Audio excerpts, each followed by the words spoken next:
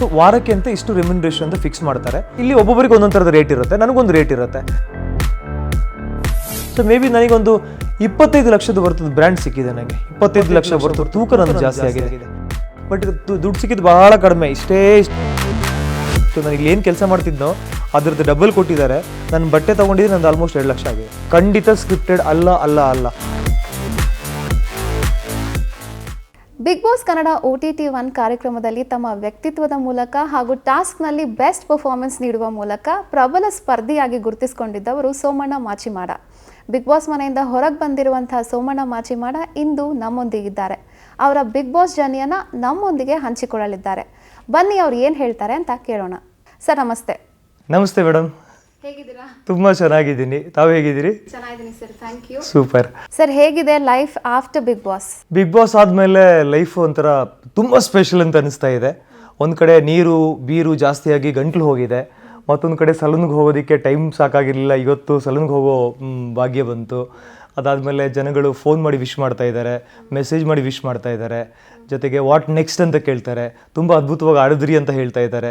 So ಆ ಒಂದು ಕಾಂಪ್ಲಿಮೆಂಟ್ಸ್ಗಳನ್ನ ವಿಶಸ್ಗಳನ್ನ enjoy ಮಾಡಿಕೊಂಡು ಒಂಥರ ಚೆನ್ನಾಗಿದೆ, ಖುಷಿ ಅನಿಸ್ತಾ ಇದೆ ಲೈಫ್ ಒಂಥರ.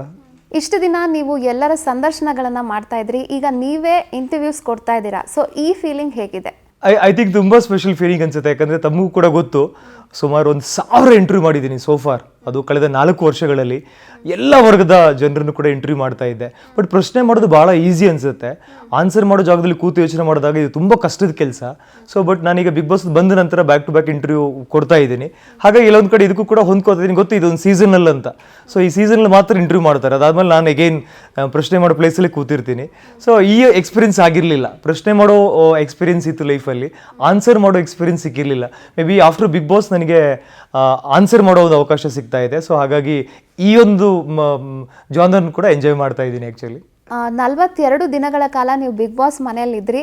ಕಳೆದ ಕೆಲವು ದಿನಗಳಿಂದ ಯಾವುದೇ ಮಕ್ಕಳ ಬಾಯಲ್ಲಿ ಕೇಳಿ ಅಥವಾ ಕೆಲವ್ರ ಬಾಯಲ್ಲೇ ಕೇಳಿ ಬರ್ತಿರೋದು ಒಂದೇ ಹಾಡು, ಕಮಾನ್ ಮಾಚಿ ಮಾಚಿ.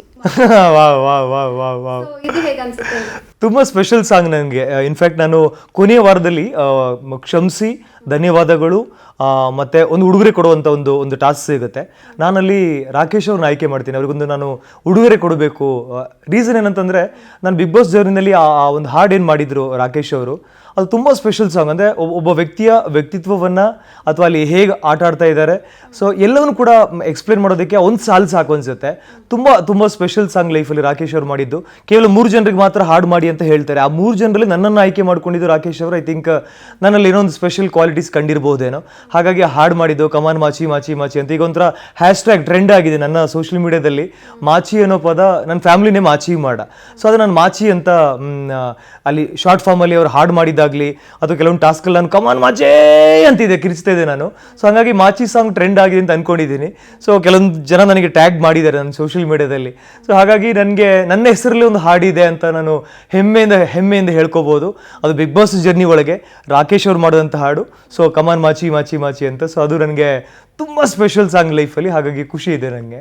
ಅಸಲಿಗೆ ನೀವು ಬಿಗ್ ಬಾಸ್ ಮನೆಗೆ ಹೋಗಿರೋದು ಇದೇ ಫಸ್ಟ್ ಟೈಮ್ ಅಲ್ಲ, second time. Correct second time. ಅದಕ್ಕೆ ವಿಟ್ನೆಸ್ ತಾವು ಕೂಡ ಇರ್ತೀರಿ. ಯಾವುದೋ ಒಂದು ಸೀಸನ್ 4 ಅಥವಾ 5ನೇ ಸೀಸನ್ನಲ್ಲಿ ಒಂದು ವೀಕೆಂಡಲ್ಲಿ ಬಿಗ್ ಬಾಸ್ ಮನೆಗೆ 4 ಜನ ಜರ್ನಲಿಸ್ಟ್ಗಳನ್ನು ಕರ್ಕೊಂಡು ಹೋಗಿರ್ತಾರೆ. ಸೊ 4 ಜನರನ್ನ ಆಯ್ಕೆ ಮಾಡಿ ಅಲ್ಲಿ ವೀಕೆಂಡ್ ವಿತ್ ಸುದೀಪ್ ಅನ್ನೋ ಒಂದು ಎಪಿಸೋಡ್ ಇರುತ್ತೆ. ಅಲ್ಲಿ ಆ ಫಿನಾಲೆ 5 ಜನ ಕಂಟೆಸ್ಟೆಂಟ್ಸ್ ಯಾರು ಇರ್ತಾರೆ, ಆ ಕಂಟೆಸ್ಟೆಂಟ್ಸ್ಗಳನ್ನ ಇಂಟರ್ವ್ಯೂ ಮಾಡೋದಕ್ಕೆ 4 ಜನರನ್ನ ಆಯ್ಕೆ ಮಾಡಿರ್ತಾರೆ ಕಲರ್ಸ್ ಕನ್ನಡದಿಂದ. ಸೊ ಆ ಸಂದರ್ಭದಲ್ಲಿ ನಾನು ಕೂಡ ಒಬ್ಬ. ಬಟ್ ಎಷ್ಟೇನು ಮರ್ತ್ಬಿಟ್ಟಿದ್ರು ಆ್ಯಕ್ಚುಲಿ. ಸೊ ಅದೇ ಸೋಮಣ್ಣ ಇವರು ಅಥವಾ ಆ ಲುಕ್ ಆ್ಯಂಡ್ ಫೀಲ್ಗೂ ಈಗಿನ ಸೋಮಣ್ಣ ಮಾಚಿ ಮಾಡೋಕ್ಕೂ ತುಂಬ ಜಗಜಾಂತರ ವ್ಯತ್ಯಾಸ ಇದೆ. ಸೊ ಹಾಗಾಗಿ ಇದು ಸೆಕೆಂಡ್ ಜರ್ನಿ ನನಗೆ ಬಿಗ್ ಬಾಸ್ನಲ್ಲಿ. ಅವತ್ತು ಕೇವಲ ಒಂದಿನ ಮಾತ್ರ ಇದ್ವಿ, ಒಂದು ಲೇಟ್ ಈವ್ನಿಂಗ್ ಇದ್ವಿ. ಸೊ ಈಗ 42 ಡೇಸ್ ನನಗೆ ಎಕ್ಸ್ಪೀರಿಯನ್ಸ್ ಸಿಕ್ತು. ಅದನ್ನು ಪ್ರಸ್ತಾಪ ಮಾಡಿದ್ದೆ ಇನ್ಫ್ಯಾಕ್ಟ್ ನಾನು. ಸೊ ನಾನು ಒಂದ್ಸಲ ಬಂದಿದ್ದೆ ಇದಕ್ಕೆ, ಸೆಕೆಂಡ್ ಟೈಮ್ ನಾನು ಬಿಗ್ ಬಾಸ್ಗೆ ಬರ್ತಿರೋದು ಅಂತ. ಸೊ ಆಮೇಲೆ ಲಕ್ಕಿ ಅನ್ಸುತ್ತೆ, ಒಬ್ಬ ವ್ಯಕ್ತಿ 2 ಸಲ ಬಿಗ್ ಬಾಸ್ ಮನೆಗೆ ಪ್ರವೇಶ ಮಾಡಿದ್ದಾರೆ ಅಂತಂದರೆ ಐ ಥಿಂಕ್ ನಾನು ಒಬ್ಬ ಅದರಲ್ಲಿ ಐ ಥಿಂಕ್ ಸ್ಪೆಷಲ್ ನನಗೆ ಅಂತ ಅನಿಸ್ತಾ ಇದೆ. 2 ಸಲ ಬಿಗ್ ಬಾಸ್ ಮನೆಗೆ ಕಾಲಿಡೋದಕ್ಕೆ ಅವಕಾಶ ಸಿಕ್ಕಂತ ಏಕೈಕ ಕಂಟೆಸ್ಟೆಂಟ್ ಅದು. ಒಂದ್ಸಲ ನಾನು ಜರ್ನಲಿಸ್ಟ್ ಆಗಿ ಹೋಗಿದ್ದೆ, ಈ ಸಲ ಜರ್ನಲಿಸ್ಟ್ ಆಗೇ ಹೋಗಿದ್ದು. ಬಟ್ ಆ ಒಂದು ಎಕ್ಸ್ಪೀರಿಯನ್ಸೇ ಬೇರೆ ಇತ್ತು. ಈ ಎಕ್ಸ್ಪೀರಿಯನ್ಸ್ ಐ ಥಿಂಕ್ ತುಂಬ ಜಾಸ್ತಿನೇ ಸಿಕ್ತು ನನಗೆ. ಅರ್ಷಿತ್ ಅವರೇ, ಬಿಗ್ ಬಾಸ್ ಕಾರ್ಯಕ್ರಮಕ್ಕೆ ಸ್ಪರ್ಧಿಸುವ ಅವಕಾಶ ನಿಮ್ಗೆ ಹೇಗೆ ಸಿಕ್ತು ಸರ್? ನನಗೆ ಹಲವು ಸಂದರ್ಭಗಳಲ್ಲಿ ಜನ ನನಗೆ ಸೋಷಿಯಲ್ ಮೀಡಿಯಾ ಹಾಕ್ತಾ ಇದ್ರು, ನೀವು ಯಾಕೆ ಬಿಗ್ ಬಾಸ್ಗೆ ಹೋಗಬಾರ್ದು ಅಂತ. ಆಮೇಲೆ ನೇರವಾಗಿ ಭೇಟಿ ಮಾಡಿದಾಗ ಕೂಡ ನೀವು ಯಾಕೆ ಬಿಗ್ ಬಾಸ್ಗೆ ಹೋಗಬಾರ್ದು ಅಂತ ಸಾಕಷ್ಟು ಜನ ಹೇಳ್ತಾ ಇದ್ರು. ಅದು ಇತ್ತೀಚಿನ ದಿನಗಳಲ್ಲಿ ನಾನು ಈ ಸಂದರ್ಶನ ಕೂಡ ಮಾಡ್ತಾ ಇದ್ದೆ. ಬಿಗ್ ಬಾಸ್ ಎಕ್ಸ್ಪೀರಿಯನ್ಸ್ಗಳನ್ನು ಅವರ ಬಾಯಿದನೇ ಕೇಳಿ ಸುಮಾರು 100ಕ್ಕಿಂತ ಹೆಚ್ಚು ಸಂದರ್ಶನ ಮಾಡಿದ್ದೆ ನಾನು ಬಿಗ್ ಬಾಸ್ ಕಂಟೆಸ್ಟೆಂಟ್ಸ್ಗಳದ್ದು. ಆವಾಗೆಲ್ಲ ಲೈಫಲ್ಲಿ ಯಾಕೆ ಒಂದ್ಸಲ ನಾನು ಎಕ್ಸ್ಪೀರಿಯನ್ಸ್ ಮಾಡಬಾರ್ದು, ಅವಕಾಶ ಸಿಕ್ಕಿದ್ರೆ.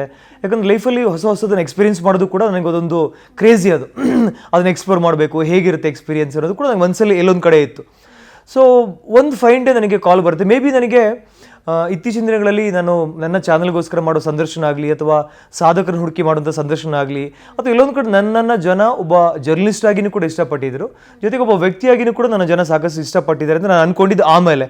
ಸೊ ಅದರ ನಡುವೆ ಏನಾಗುತ್ತೆ ಅಂದರೆ, ಮೇ ಬಿ ಆ ಫೇಮ್ ನೇಮ್ ನನಗೇನು ಕೊಟ್ಟಿದ್ರು ಈ ಜನ ಆಗಲಿ ಅಥವಾ ಇಂಡಸ್ಟ್ರಿ ಆಗಲಿ, ಎಲ್ಲೊಂದು ಕಡೆ ಈ ಒಂದು ಪರ್ಟಿಕ್ಯುಲರ್ ಕ್ಯಾರೆಕ್ಟರ್ನ ಹಾಕೊಂಡ್ರೆ ಹೇಗೆ. ಯಾಕಂದರೆ ಯೂಶ್ವಲಿ ಜರ್ನಲಿಸ್ಟ್ಗಳಲ್ಲಿ ಒಬ್ಬರನ್ನ ಆಯ್ಕೆ ಮಾಡ್ಕೋತಾರೆ, ಅದು FM ಆಗಿರ್ಬೋದು, ಅಥವಾ ನ್ಯೂಸ್ ಪೇಪರ್ ಆಗಿರ್ಬೋದು, ಅಥವಾ TV ಮೀಡಿಯಾದಿಂದ ಆಗಿರ್ಬೋದು, ಒಬ್ಬರನ್ನ ಆಯ್ಕೆ ಮಾಡೋದು ಪ್ರತಿ ಸೀಸನ್ ಕೂಡ ಒಂದು ರೀತಿ ಪ್ರತೀತಿ ಆಗಿತ್ತು. ಸೊ ಎಲ್ಲೊಂದು ಕಡೆ ನನ್ನನ್ನು ಕೂಡ ಆಯ್ಕೆ ಮಾಡಬಹುದು, ನನಗೊಂದು ಕರೆ ಬರ್ಬೋದು ಅಂತ ಒಂದು ಸಣ್ಣ ಪುಟ್ಟ ನಿರೀಕ್ಷೆಗಳಿತ್ತು.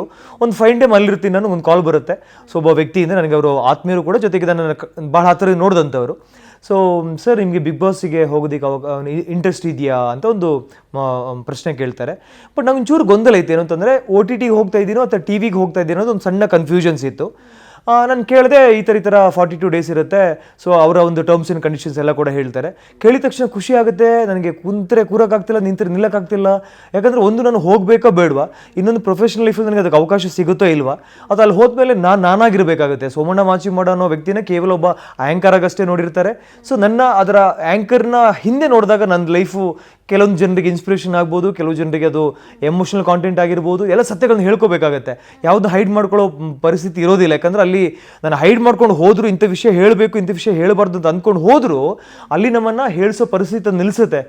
ಆ ಲೈಫ್ ಅಥವಾ ಆ ಪ್ರೋಗ್ರಾಮ್ ಡಿಸೈನ್ ಏನಿದೆಯೋ ಅದು ನಮ್ಮನ್ನು ಹೇಳ್ಕೊಳ್ಳೋಂಥ ಪರಿಸ್ಥಿತಿ ಇರುತ್ತೆ. ಸೊ ಹಾಗಾಗಿ ಅದನ್ನು ಹೇಳ್ಕೋಬೇಕಾ ಬೇಡವಾ. ಇನ್ನು ಕೆಲವರು ಹೇಳಿದ್ರು, ಹೋಗಬೇಡಿ, ನಿಮಗೆ ಅದು ಆ ಜಾಗ ನಿಮಗಲ್ಲ. ಒಂದು ವೇಳೆ TV ಶೋ ಸಿಕ್ಕಿದ್ರೆ ಹೋಗಿ, ನೀವು OTTಗೆ ಬೇಡ. ಈ ಥರದಲ್ಲಿ ಒಂದಷ್ಟು ಫೀಡ್ಬ್ಯಾಕ್ಗಳನ್ನ ತಗೊಳ್ಳೋ ಪ್ರಯತ್ನ ಮಾಡಿದೆ ನಾನು.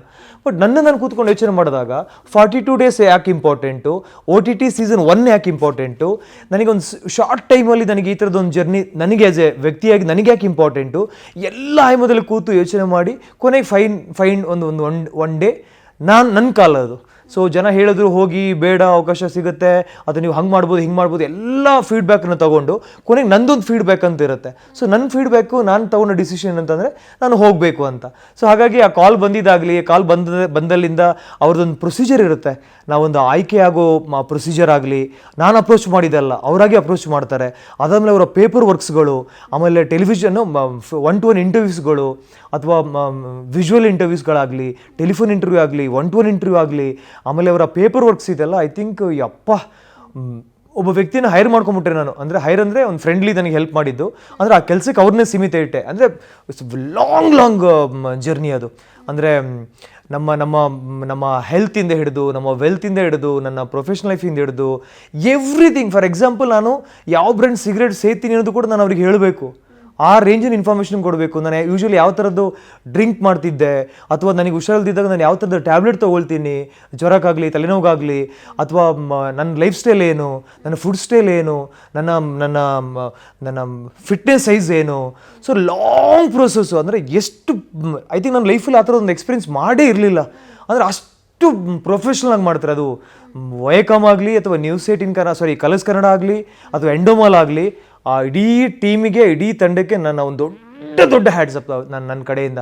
ಯಾಕಂದರೆ ಅಷ್ಟು ಪ್ರೊಫೆಷ್ನಲ್ ಆಗಿ ಹರ್ಷಿತವ್ರೆ. ಐ ಥಿಂಕ್ ನಾವು ಬೇರೆ ಚಾನಲ್ ಕೆಲಸ ಮಾಡಿರ್ತೀವಿ, ಬೇರೆ ಒಂದಷ್ಟು ನಾಲೆಜ್ ಇರುತ್ತೆ. ಬಟ್ ಇದು ಖುದ್ದು ನಾನು ಎಕ್ಸ್ಪೀರಿಯನ್ಸ್ ಮಾಡಿದೆ.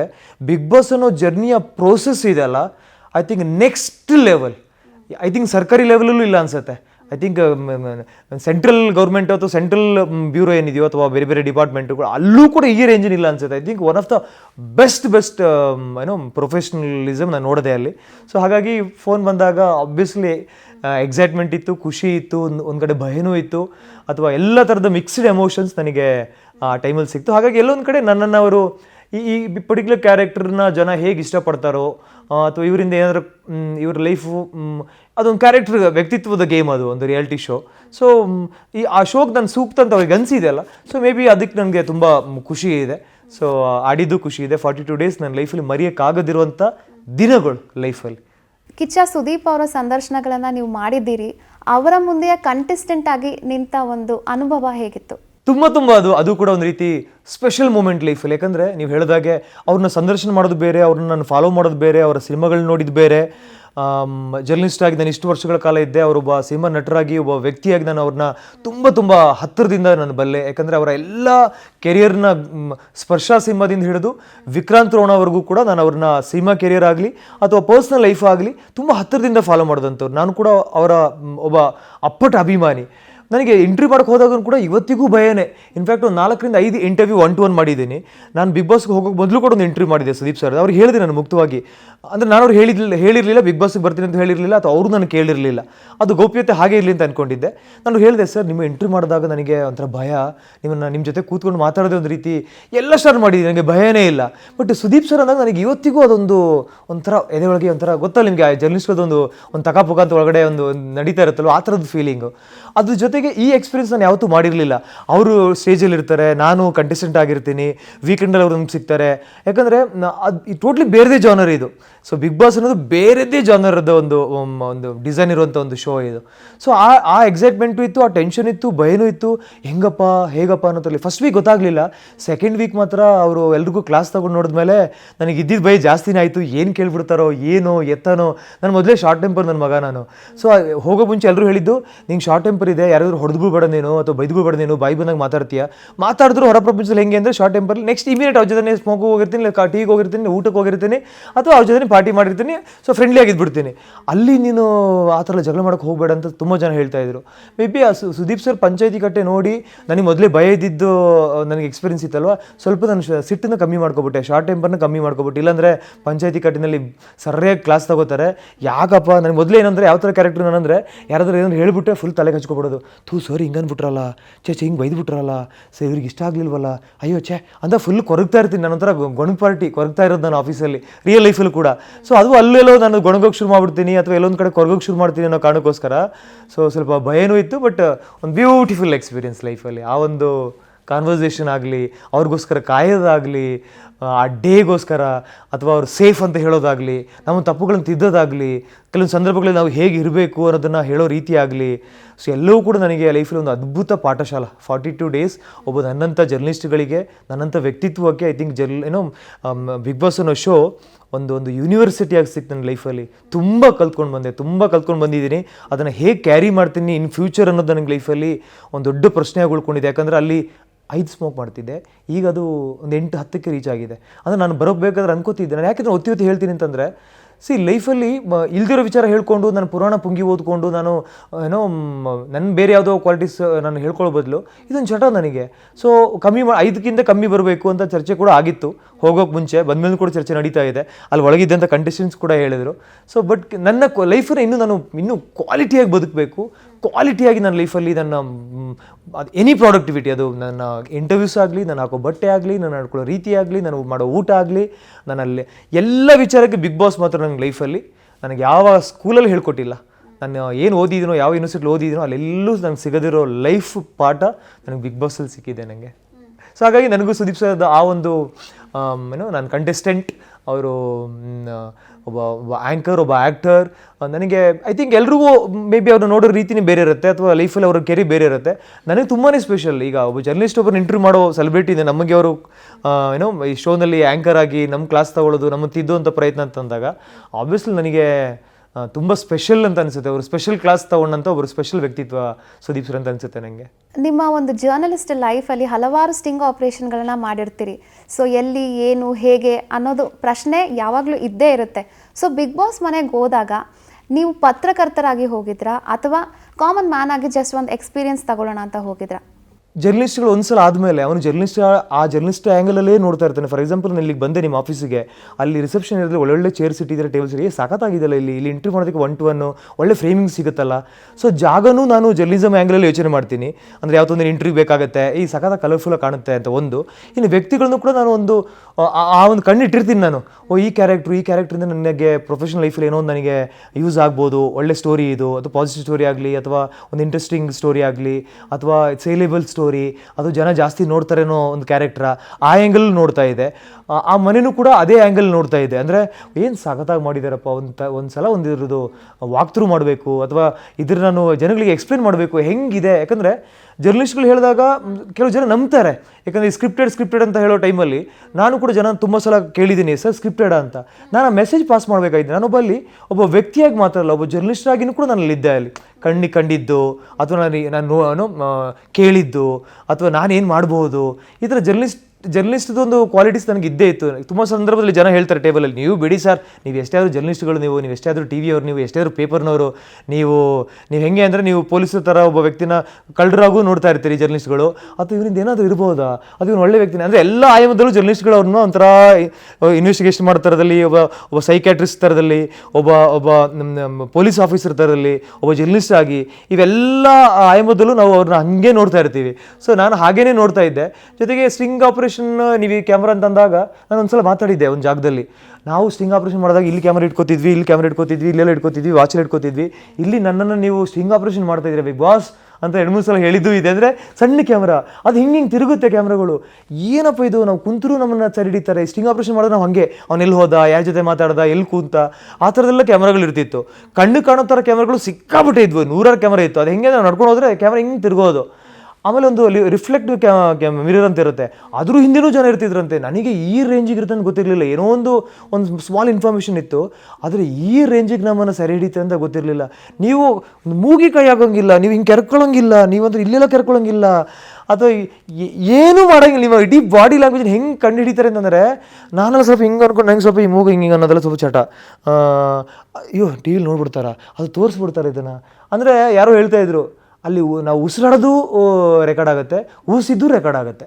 ಸೊ ಅಂದರೆ ಒಬ್ಬ ಮನುಷ್ಯನ ಮೇ ಬಿ ಸ್ನಾನಕ್ಕೆ ಹೋದಾಗ ಮೈಕ್ ಇರುತ್ತೆ, ವಿಡಿಯೋ ಇರಲ್ಲ, ಅಲ್ಲಿ ಸ್ನಾನ ಮಾಡ್ಕೋಬೋದು ಆರಾಮಾಗಿ.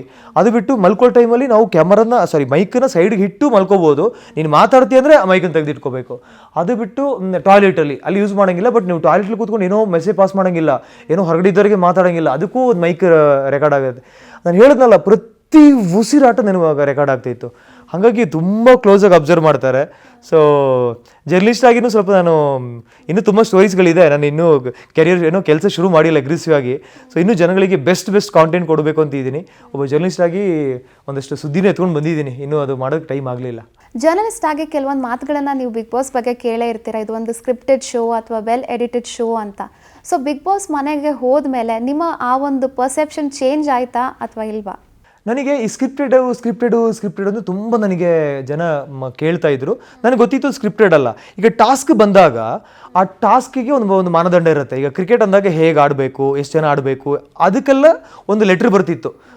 ಸ್ಟೋರ್ ರೂಮಿಂದ ಒಂದು ಬೆಲ್ ಆಗುತ್ತೆ, ಟ್ರನ್ ಅಂತ ಬೆಲ್ ಬರುತ್ತೆ.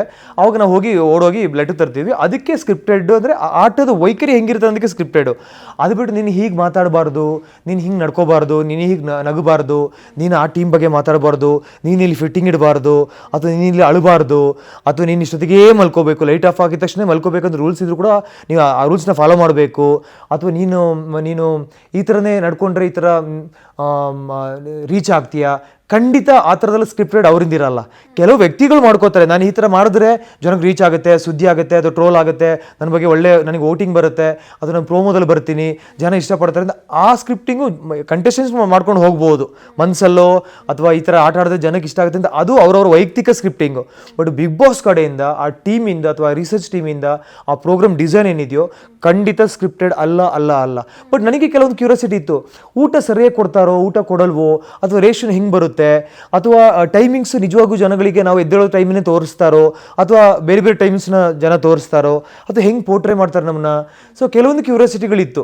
ಅಂದರೆ ಬಿಗ್ ಬಾಸ್ನಲ್ಲಿ ಮಲ್ಕೊಳ್ಳೋಕೆ ಅವಕಾಶ ಸಿಗ್ಬೋದೇನೋ, ಅಥವಾ ಮಧ್ಯದಲ್ಲಿ ಮಾತ್ರ ಈ ಥರ ಆಟ ಆಡೋಕ್ಕೆ ಬಿಡ್ತಾರೇನೋ, ತುಂಬ ಕುತೂಹಲಗಳು ನನಗೆ ಇದ್ದೇ ಇತ್ತು. ಯಾಕಂದ್ರೆ ನಾನು ಅದನ್ನು ಅನುಭವಿಸಿರಲಿಲ್ಲ. ಅನುಭವ ಪಡ್ಕೊಂಡು ಬಂದವರ ಅನುಭವ ಅಷ್ಟೇ ನಾನು ತಗೊಂಡಿದ್ದೆ, ಅಂದರೆ ಕೇಳಿದ್ದೆ. ಬಟ್ ನನಗೆ ಖುದ್ದು ಅನುಭವಿಸ್ಬೇಕು ಅನ್ನೋದು ಆಸೆ ಖಂಡಿತ ಇತ್ತು. ಸೊ ಕೆಲವೊಂದು ಆಬ್ವಿಯಸ್ಲಿ ನನಗೆ ಇರ್ತಿತ್ತು, ಇದು ಹಿಂಗಿರ್ಬೋದಾ, ಅದು ಹಂಗಿರ್ಬೋದಾ, ಹಿಂಗೆ ಮಾಡ್ಬೋದಾ. ಟ್ರಸ್ಟ್ ಮೀ, 16 ಜನ ಕಂಟೆಸ್ಟೆಂಟ್ ಮಾತ್ರ ನಾವು ಹೋಗಿದ್ದು. ಆ 16 ಜನ ಹೊರತುಪಡಿಸಿ ವೀಕೆಂಡ್ ಸುದೀಪ್ ಸರ್ನ ನೋಡ್ತಿದ್ವಿ ನಾವು ಸ್ಕ್ರೀನ್ ಮೇಲೆ, ಅದು ಹತ್ತಿರದಿಂದನೂ ಅಲ್ಲ. ಅದು ಬಿಟ್ಟರೆ ವಾಯ್ಸ್ಗಳು ಕೇಳ್ತಿದ್ವಿ. ಅಂದರೆ ಇದು ಬಿಗ್ ಬಾಸ್, ಈ ಕೂಡಲೇ ಮನೆಯ ಸದಸ್ಯರು ಲಿವಿಂಗ್ ಏರಿಯಾಗೆ ಬರಬೇಕು. ಈ ವಾಯ್ಸ್ ಕೇಳ್ತಿದ್ವಿ, ಆ ಸೈರನ್ ಸೌಂಡ್ಗಳು ಬರ್ತಿತ್ತು, ಅಂದರೆ ಟ್ರನ್ ಅನ್ನೋದು ಅಥವಾ ಹೂಟರ್ ಅಂತ ಒಂದು ಪದ ಕೇಳ್ಪಟ್ಟೆ, ಅಲ್ಲಿ ಬಜರ್ ಅಂತ ಒಂದು ಆಗುತ್ತೆ. ಈ ಸೌಂಡ್ಗಳನ್ನ ಹೊರತುಪಡಿಸಿ ಇನ್ನೊಂದು ಫೇಸ್ಗಳನ್ನ ನೋಡೋದಾಗಲಿ, ಇನ್ನೊಂದು ವಾಯ್ಸ್ನ ನಾವು ಕೇಳೋದಾಗಲಿ, ಹೊಸ ವಾಯ್ಸ್ಗಳನ್ನಾಗಲಿ, ಕೆಲವೊಂದು ಮೂಲೆಗಳಲ್ಲಿ ನಾವು ಕಿಲಾಡಿಗಳಲ್ವಾ, ಈ ಮಿರರ್ ಪಕ್ಕ ಬಿಟ್ಟು ಕಿವಿ ಹಿಂಗೆ ಇಟ್ಕೊಳ್ಳೋದು. ಒಂದು ಸಣ್ಣ ವಾಯ್ಸ್ ಬಂದರೆ ಯಾರೋ ಮಾತಾಡ್ತಿದ್ದಾರೆ, ಯಾರಿರ್ಬೋದು ಅಂತ. ಕೆಲವೊಂದು ಸಂದರ್ಭ ನಾನು ವಾಯ್ಸ್ ಕೇಳಿದ್ದೀನಿ, ಹಿಂದಿಯವರು ಮಾತಾಡ್ತಾರೆ, ಯಾಕಂದರೆ ಪ್ರೊಡಕ್ಷನ್ ಟೀಮಲ್ಲಿ ಹಿಂದಿಯವರು ಮಾಡ್ತಾರೆ, ಯಾಕಂದರೆ ಅವರಿಗೆ ನಾವು ಯಾರು ಅಂತ ಗೊತ್ತಾಗಬಾರ್ದು ಕಂಡೀಷನ್ಸ್ಗಳು. ಇಲ್ಲಿ ಅವರಿಗೆ ಗೊತ್ತಿದ್ದವ್ರು ಆಗ್ಬಿಟ್ಟು ಏನಾಗುತ್ತೆ ಅಂದರೆ ಅವ್ರನ್ನೇ ಜಾಸ್ತಿ ಶೂಟ್ ಮಾಡ್ತಾರೆ, ಮೇ ಬಿ ಅವರ ಟರ್ಮ್ಸ್ ಆ್ಯಂಡ್ ಕಂಡೀಷನ್ಸ್ ಅನ್ಸುತ್ತೆ.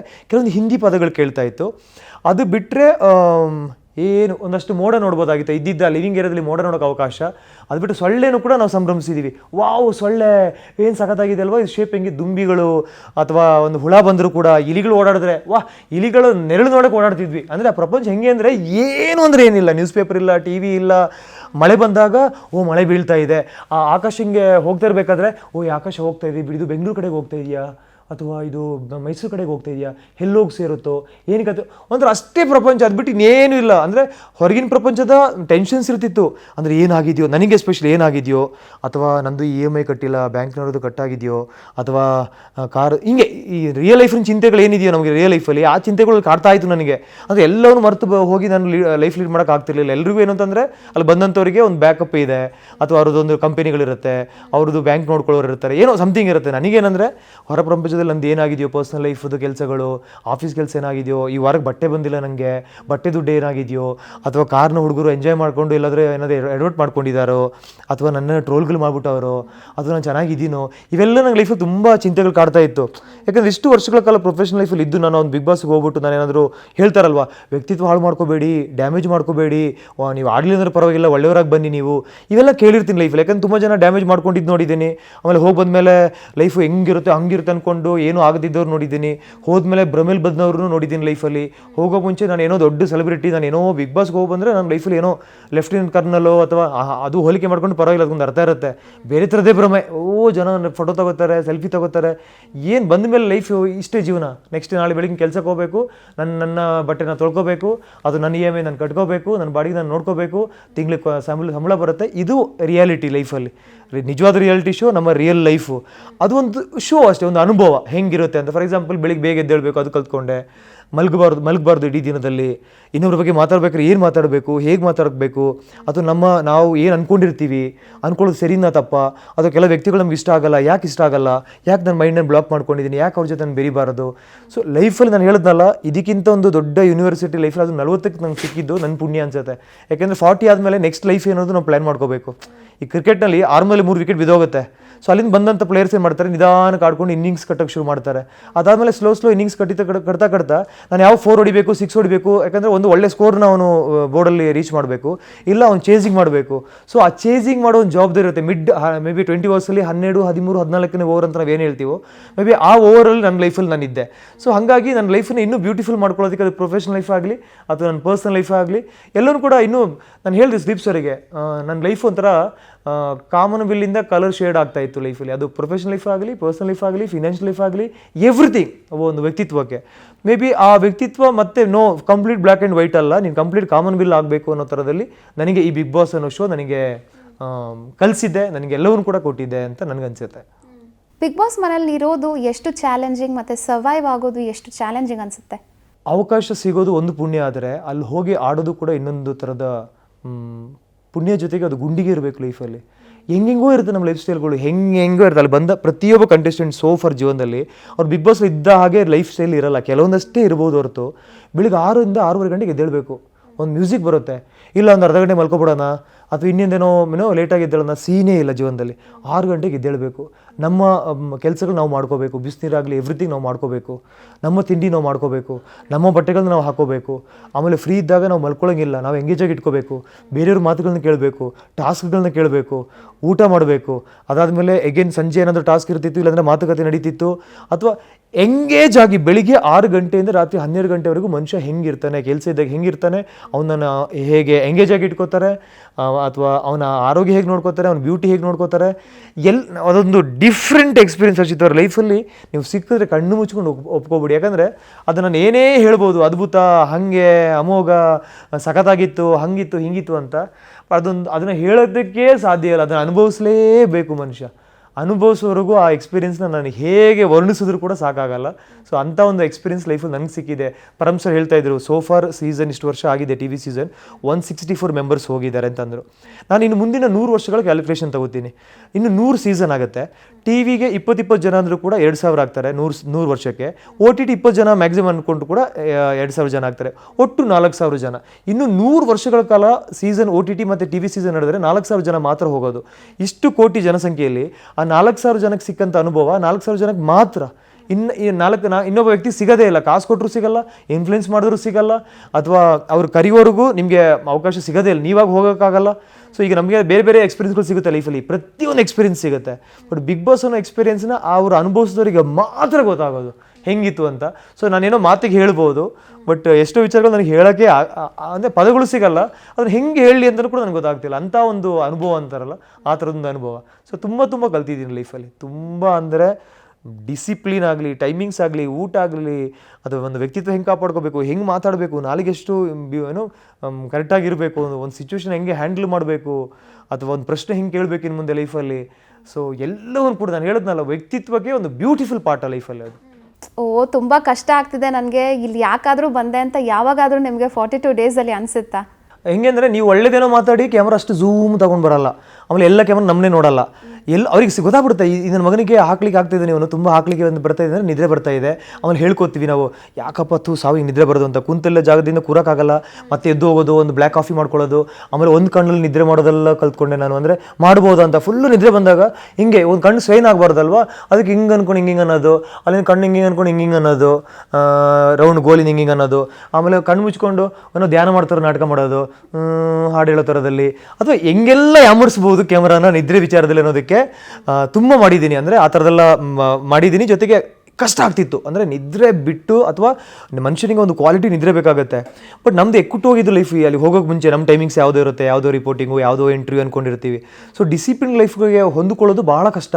ಅದು 1 ವೀಕ್ 10 ಡೇಸ್ ಅಥವಾ 2 ವೀಕ್ಸ್ ತಗೊಳ್ತಾರೆ, ಸ್ಲೋಲಿ ಬಿಲ್ಡ್ ಆಗೋದು. ಸೊ ಆವಾಗ ನನಗೆ ಯಾಕಾದರೂ ಬಂದ್ಬಿಟ್ಟು ನಿಮ್ಮ ಹೊರಗಡೆ ಇದ್ದಿದ್ರೆ ನಿದ್ರೆ ಮಾಡ್ಬೋದಾಗಿತ್ತಲ್ಲ. ಇಷ್ಟೊಂದು ಕಣ್ಣು ಸಖತ್ ಸ್ಟ್ರೈನ್ ಆಗ್ತಿತ್ತು. ಹಿಂಗೆಲ್ಲ ಅನ್ಕೊಂಡು ಅಂತಿದ್ದೆ, ಹಿಂಗೆ ಅನ್ಕೊಂಡು ಹಿಂಗೆ ಅನ್ನೋದು, ಯಾರತ್ರ ಹೋಗಿ ಮಸಾಜ್ ಮಾಡಿಸ್ಕೊಳ್ಳೋದು, ತಲೆ ಏನೋ ಮಸಾಜ್ ಮಾಡಿಸ್ಕೊಳ್ಳೋದು, ಆಗ ನಿದ್ರೆ ಇನ್ನೂ ಜಾಸ್ತಿ ಬರುತ್ತೆ. ಯಾಕಪ್ಪ ಬಂದೆ ಅಂತ ಅದೊಂದಿತ್ತು. ಬೆಳಿಗ್ಗೆ ಎದ್ದೇಳೋದು ಹಿಂಸೆ ಆಗ್ತಿತ್ತು ನನಗೆ. ಕೊನೆಗೆ ಅದನ್ನು ಎಂಜಾಯ್ ಮಾಡ್ತಿದ್ದೆ, ಅದು ಖುಷಿ ಆಗ್ತಿತ್ತು. ಪರವಾಗಿಲ್ಲ, ಬೆಳಿಗ್ಗೆನೇ ಹೇಳ್ತಾ ಇದ್ದೀನಿ. ಆಮೇಲೆ ಆ ಸೂರ್ಯನ ಫ್ರೆಶ್ ಏರು, ಒಂದಷ್ಟು ಜಿಮ್ಮು, ಯೋಗ, ಆ ಖುಷಿ ಇರ್ತಿತ್ತು. ಬೆಳಿಗ್ಗೆ ಎದ್ದೇಳೋ ಹಿಂಸೆಗೆ ಒಂಥರ ಅನಿಸ್ತಿತ್ತು. ಆಮೇಲೆ ಸ್ಟಾರ್ಟಿಂಗ್ ಡೇಸಲ್ಲಿ ಫುಡ್ಡು ನನಗೆ ಅಡ್ಜಸ್ಟ್ ಆಗ್ತಿರ್ಲಿಲ್ಲ. ಎಲ್ಲರೂ ತಾ ಮುಂದು ಕ್ಯಾಮ್ರಾ ಕಾಣಿಸ್ಕೊತೀನಿ, ಅಡುಗೆ ಸಖತ್ತಾಗಿ ಮಾಡ್ತೀನಿ ಅಂತ ಹೇಳ್ಕೊಂಡು 16 ಜನಕ್ಕೆ ಅಡುಗೆ ಮಾಡಬೇಕು.